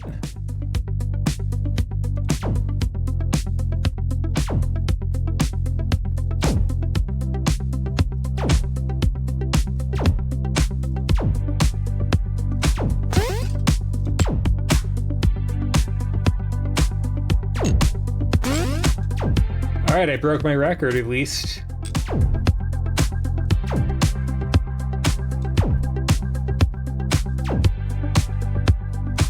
Yes, 4,000. I technically reached my goal before the 4-hour mark of my stream. Nice. Whew. So yeah, I think I'm gonna play a little bit of this, and I actually am thinking about playing some, a little bit of Penny's Big Breakaway. At least one level. Like we're definitely heading towards the end of the stream, but I'm gonna go a little bit past 4 hours today.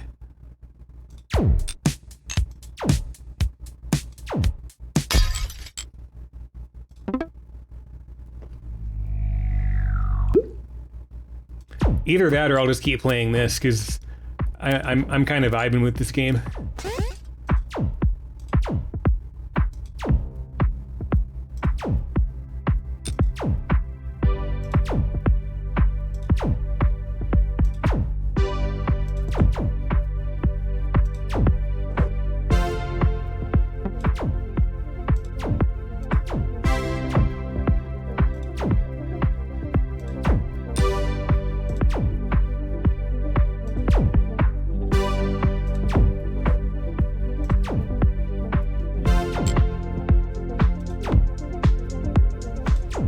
Ooh, I technically beat my record. Yeah, you know what? Actually, I'm just gonna keep on playing this until I end stream. I don't know exactly when that's gonna be, but I'm liking this game. I don't want to stop playing it. It's simple but fun.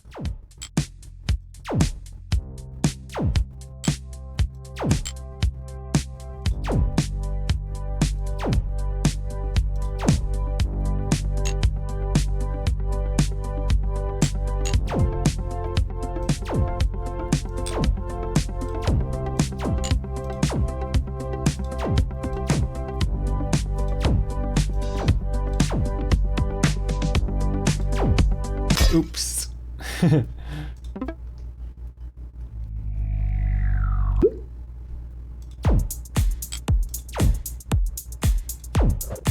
Yeah, I'm not switching games actually. I'm just gonna keep playing this for a bit longer.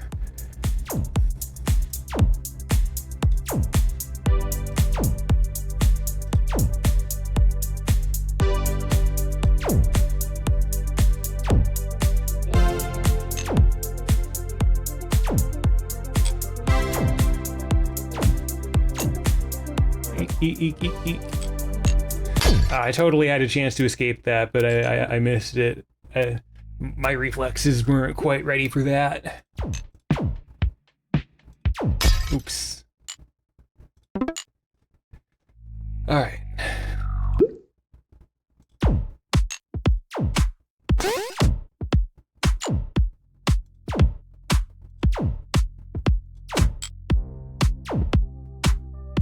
I'm still thinking about that monkey ball game. I really want it. I think I'm gonna buy that after the stream. Probably the Switch version, but I have the ability to stream my Switch. So actually, I think it is only on Switch.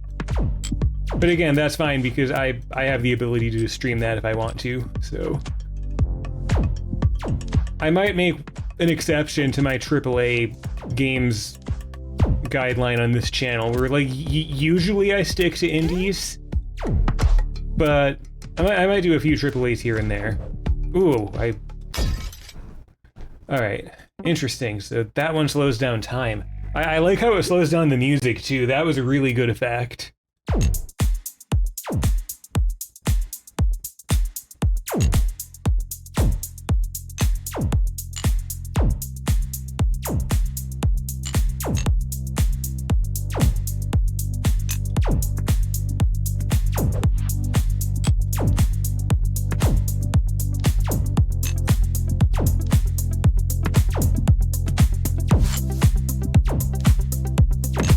Ah, man. I gotta do another one. Yeah, I've been going a little over 4 hours, but I just gotta do another one. I could end any time. I'm getting pretty hungry. It's about dinner time for me.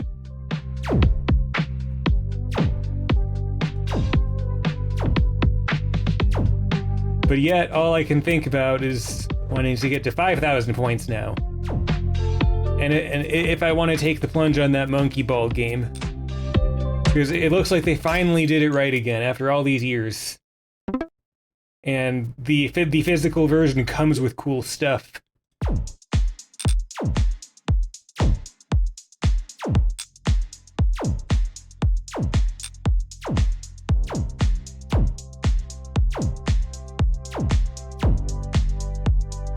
Ooh, that was close.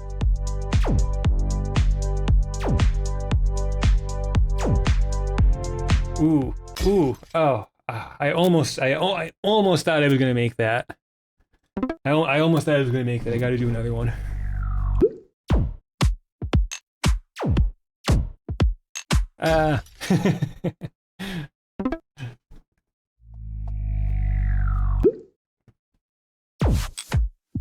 Yeah, I'm way too lazy to switch games, especially to a console game right now, so I'm gonna try to get to 5,000 points now. I got close. I got really close a little bit ago.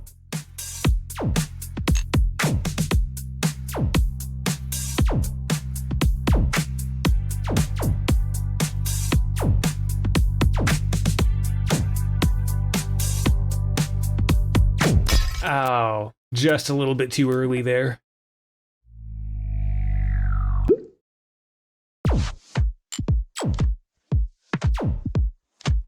Ooh.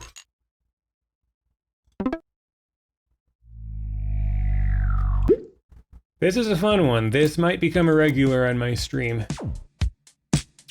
It's a very good end of stream game, I think.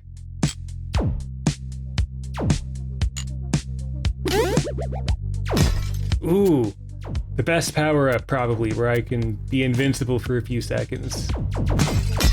Well, almost not quite invincible. Apparently walls will still get me.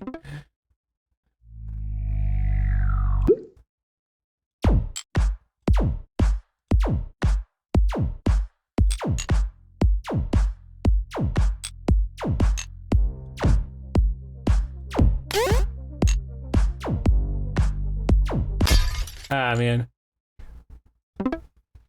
Ooh, this game is fun, though.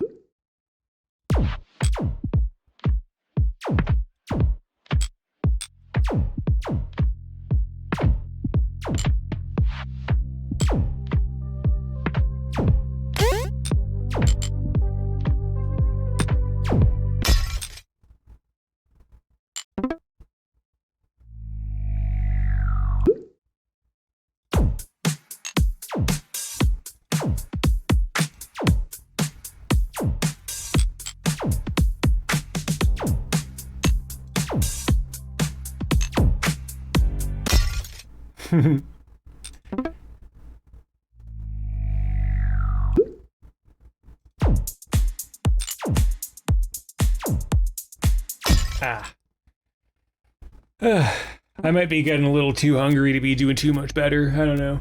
Let's see, I've been going 4 hours and 6 minutes. I'll play 10 more minutes. 10 more minutes. And then I'll hop off to end stream and do dinner, then head to the gym at some point later tonight. But first, I want to play 10 more minutes of this.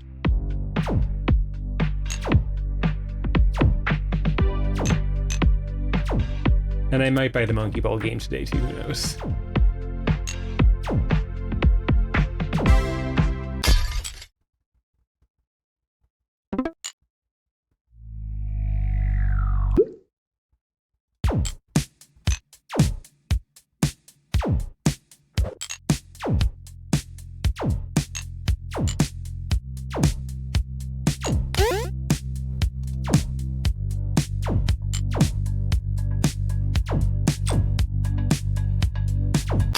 Oh man, I literally shot myself right into a danger zone.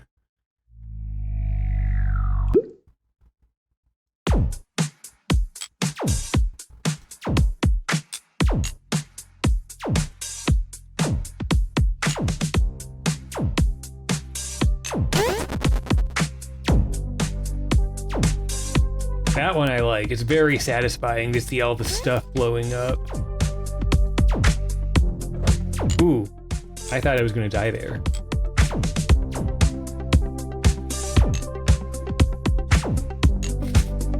That was close.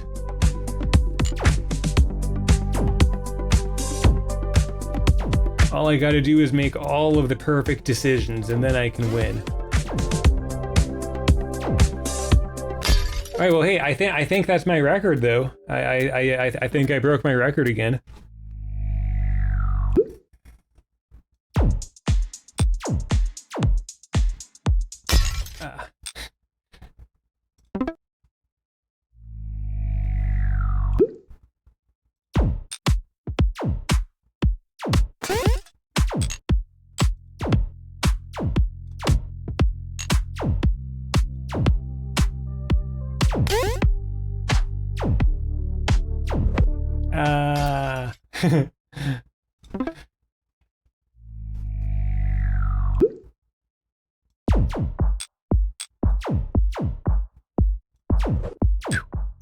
Ooh, it even has like a little sound effect if you go right near them. That's a nice detail.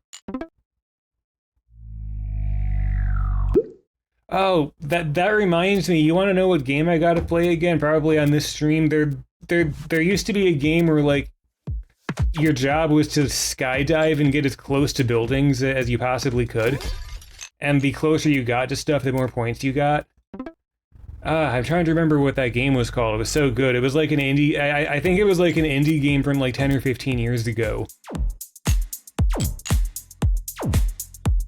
If I can find that game in my Steam library, I'm totally gonna reinstall that and play that a little bit next time. Ooh, so someone should do a VR version of that game. I bet that game would be amazing in VR. I don't quite remember what the game was called, but I'm gonna need to look it up.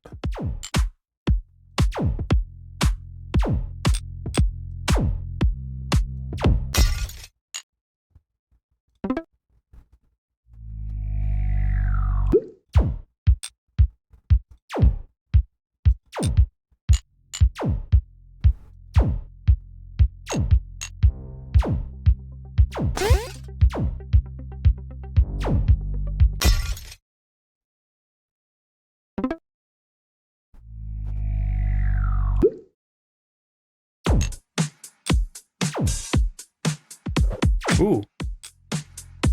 Ooh.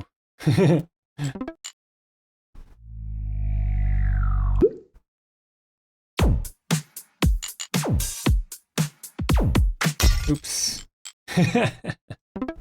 I made it to the exact same point as last time.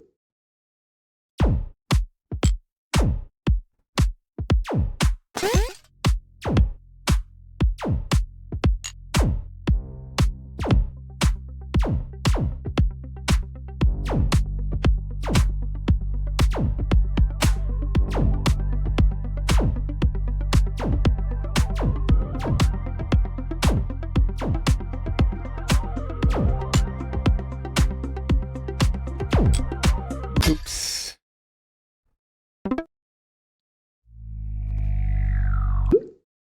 All right, I'm gonna do 5 more rounds of this. 5 rounds, whatever happens, happens.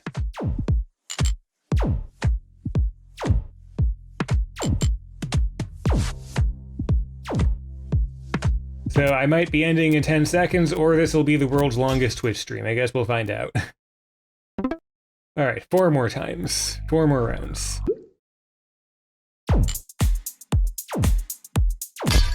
3 more. Yeah. Yeah, I don't think I'm going to be beating Ludwig anytime soon in terms of stream length here. Or didn't somebody actually beat Ludwig at some point? I would need to look into that, because I watched the one where Ludwig did like a whole bunch of days. All right, I'm already on my last one, so I guess we'll just see what's going to happen. I'm going to do as good as I can, but as good as I can is... I'm hungry. That's kind of the mood I'm in right now. I'm ready for dinner. I'm ready to eat. And I got sushi in the fridge, like a sushi rice bowl mix, and that's like my favorite thing ever. But I also really, really, really want to do good at this game. So I swear I'm not like self-sabotaging or anything, just so I could eat my sushi faster.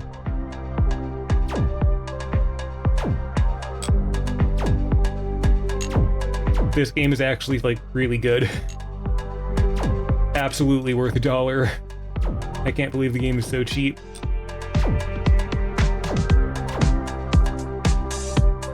Ooh, I think I broke my record.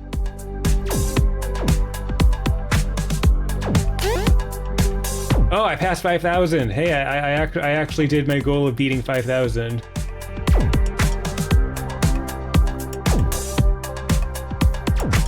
Ooh, I passed 6,000. I'm doing good. Okay, so okay. Well, I decided that was my last round, but that's the best I've done so far, 6623. And I already got 2 achievements. I'm feeling pretty good. I think I think I'm getting the hang of this game. I like it. It's really good. I might make this a regular game for me at the end of streams. It's very chill. I like the music. I like the visuals. Yeah. Let me look at the leaderboard. All right, so I'm number 681 in the world. But among my friends, I'm number 1. Look at that. I wonder what the top score is. Who's the very best?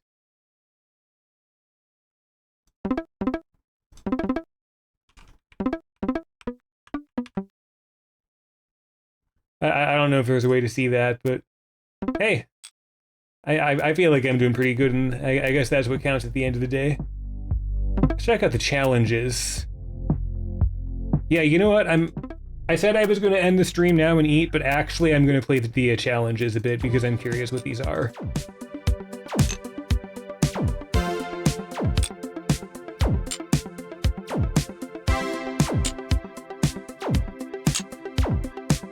Ah. Yeah, I gotta try that again. Come on, come on. I mean, come on. I can't end the stream on that.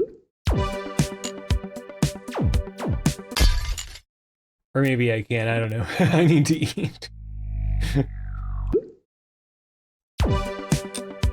You know a game is good when someone is avoiding a delicious sushi dinner so they can play just one more round. Just gotta get one more round in.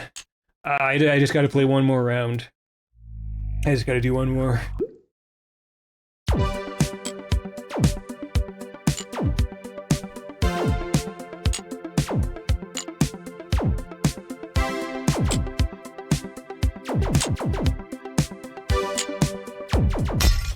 Not quite. Whew. All right, I gotta put an end to my not ending the stream at some point. So I will absolutely play more of this game in a future stream. Push XL is a very, very good game.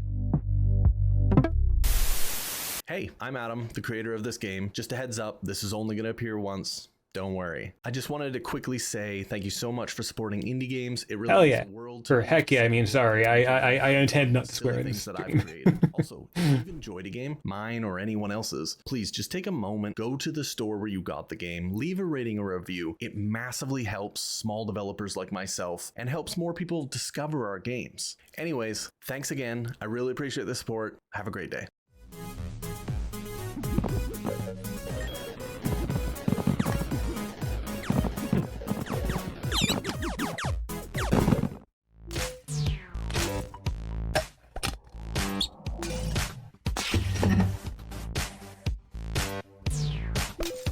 I like the music.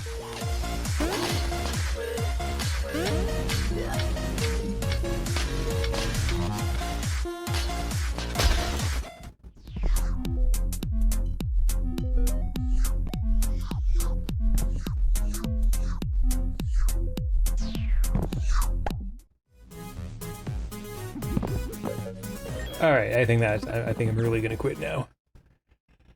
But yeah, absolutely. Is it gonna let me do a thumbs up since I played the game now?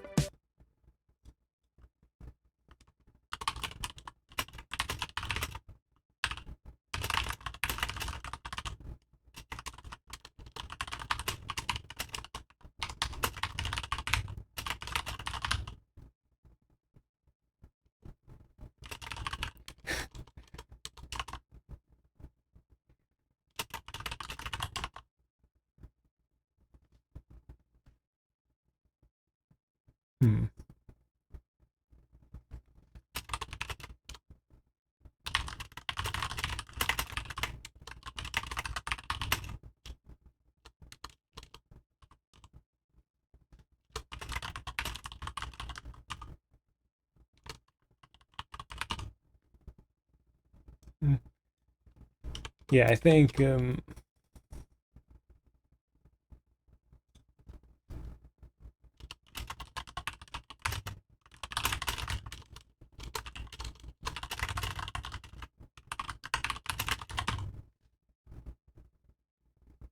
yeah, I think that's going to be my review.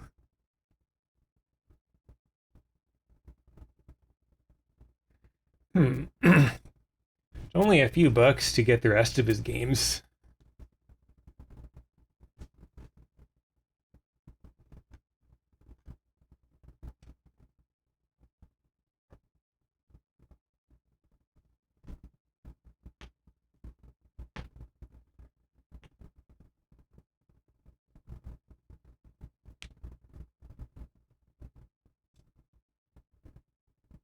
Yeah, I'm going to need to research what the difference is between these two bundles. So I can only purchase that one as a gift, but I think this is the real one. Let's see, 1, 2, 3, 4, 5, 6, 7, 8, 9 games. 1, 2, 3, 4, 5, 6. Yeah, it's the same games. So yeah, you know what? I don't want to make a purchase on. I don't want to accidentally dox myself, but you know what I'm gonna do? I'm gonna bring back my room background, and I'm gonna add this to my cart. It's only $3, or like $3.50 or whatever.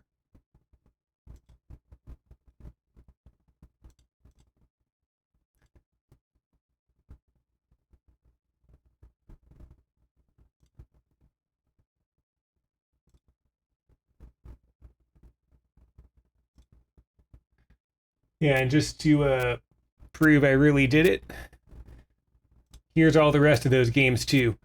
So yeah, I'm definitely gonna have a day where I'm just gonna play all of these games a little bit and see how they are. Pooch XL is good, so if these are as good as that, I have confidence that that was a good purchase. Just to spend $3 extra on that, how do you even complain about that?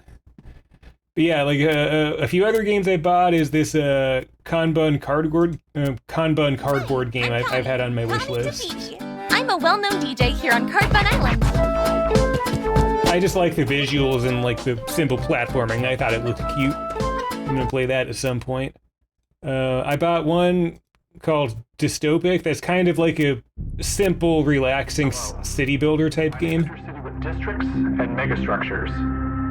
Where it's more about the aesthetic than like point systems, and I thought that sounded like a good idea. And build your city. So I bought that. I'll be playing that at some point. It has an overwhelmingly positive on Steam. I bought 2 like retro style platformer games, and this one kind of resembles the PS1 game. This one kind of resembles a Nintendo 64 game.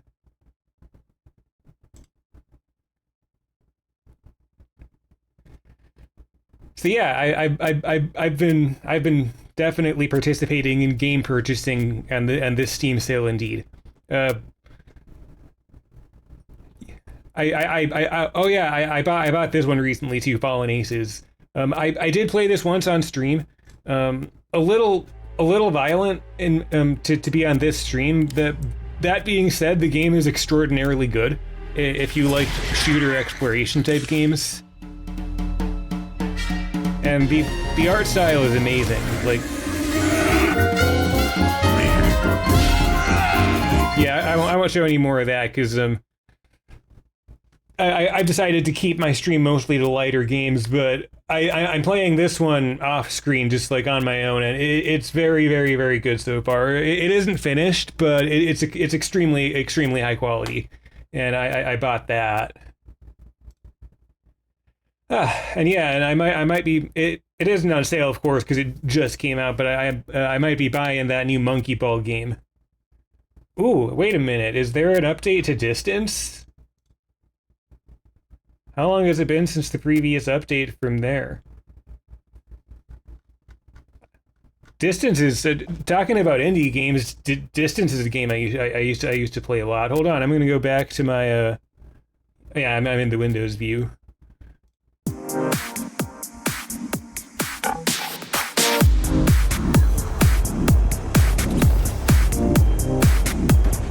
it's been many years, but I used to play this game all the time.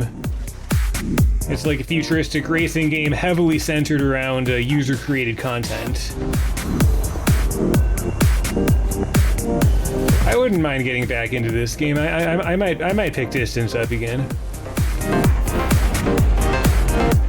I certainly wasn't expecting an update on this game after all these years.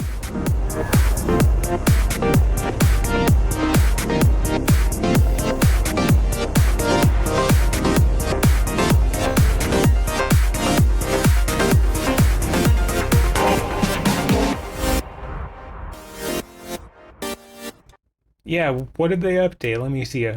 New community levels.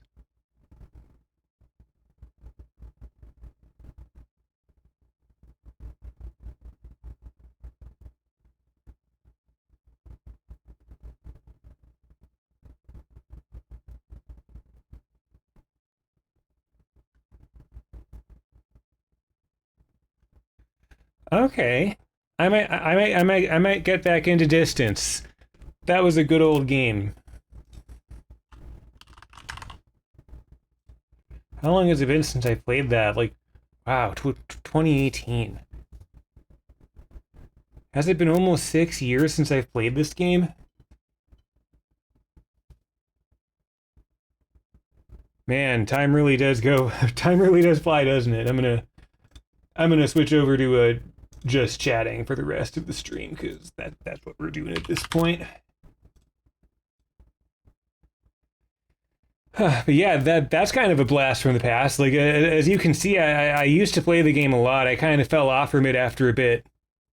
But yeah, I bet that there's loads and loads and loads of more levels to play now. But yeah, September 27, 2018 is the last time I played this. Whew. Well, wasn't that a long time ago? How many years ago was that? Jeez. Where was I in life back then, even? You know what? I'm at least going to install the game now, just to like commit to the fact that I do want to play it again.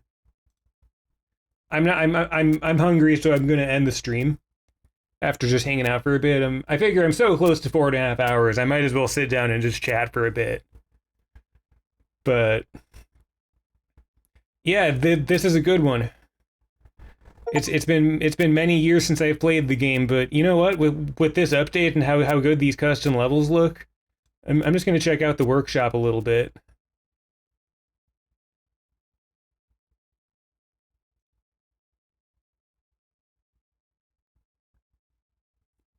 What kind of levels have people been working on lately?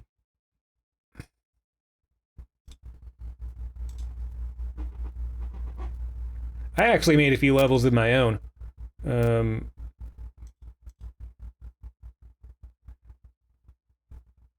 Yeah, like I made one level that people didn't exactly love it too much, but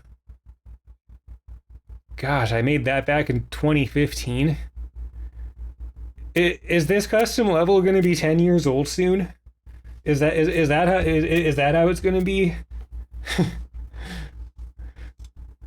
And I made this level that people liked a little bit more. Got 1,000 ratings. Like, this level actually did pretty good, and also is not that far from being 10 years old. Oof, I'm old. I'm gonna be 30 soon for reference. I'm 29.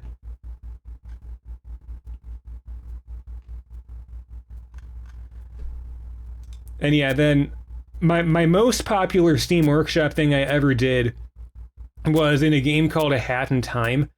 I made like a little cheat level where you can farm the in-game currency. And that got 5,000 ratings and like downloaded a whole bunch of times.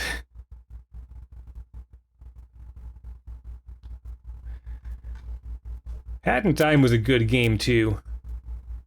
How long has it been since I played that? Do I even want to know? Well, my review was from 2017. What did I say about the game back in 2017? This is the platformer we've been waiting for. In my opinion, this is up there right alongside the 3D Mario games, and I think it will come to be regarded as a classic in the genre.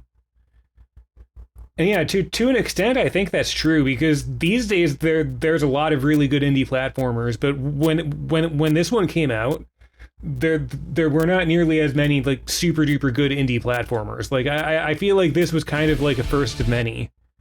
How long has it been since I've played it? 2019. All right, so not as long ago. It looks like they did another update. I wonder what this is about. Hat in Time was fun.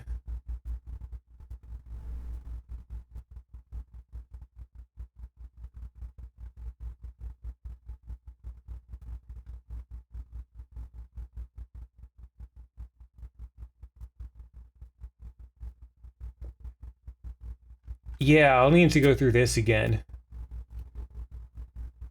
May 18, 2019.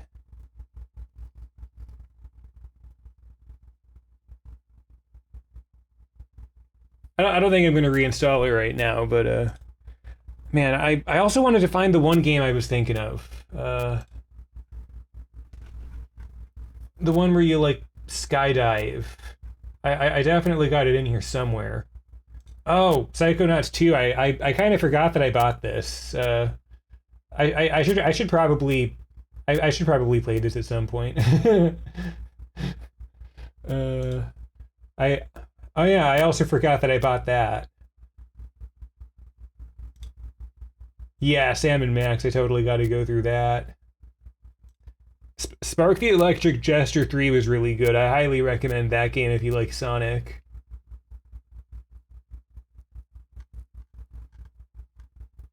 I don't know. I think I'm gonna have to Google the game I'm talking about. I'm just not. It's just not coming to mind.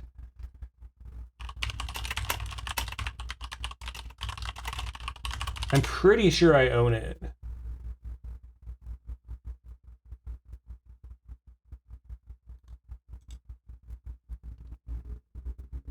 Yeah, yeah. This is it. This is the one. Ah, for the awesome. Oh my god, 2013. Whew. Ooh. It has been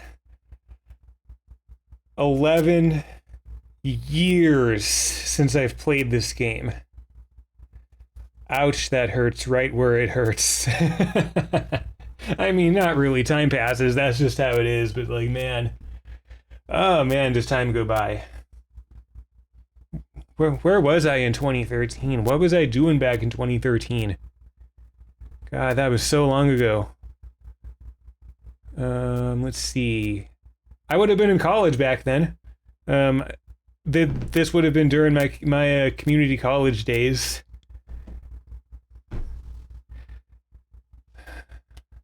You know what? I'm gonna reinstall the game just because I want to play it for nostalgia next stream. Ah, for the awesome. I'm not going to play it right now.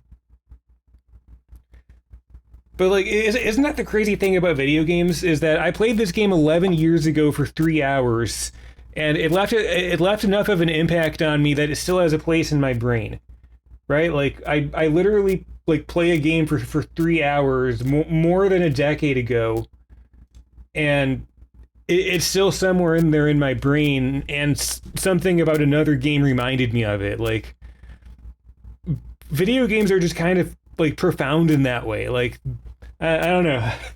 I might be getting a bit philosophical here just because, again, I'm pretty hungry, but like, because that's such a good explanation for getting all thoughtful. But like, one of the reasons I think I find video games so special is because you can play a game for 3.2 hours and remember it 11 years later and feel nostalgic about those 3.2 hours. Like how many other experiences in life work that way?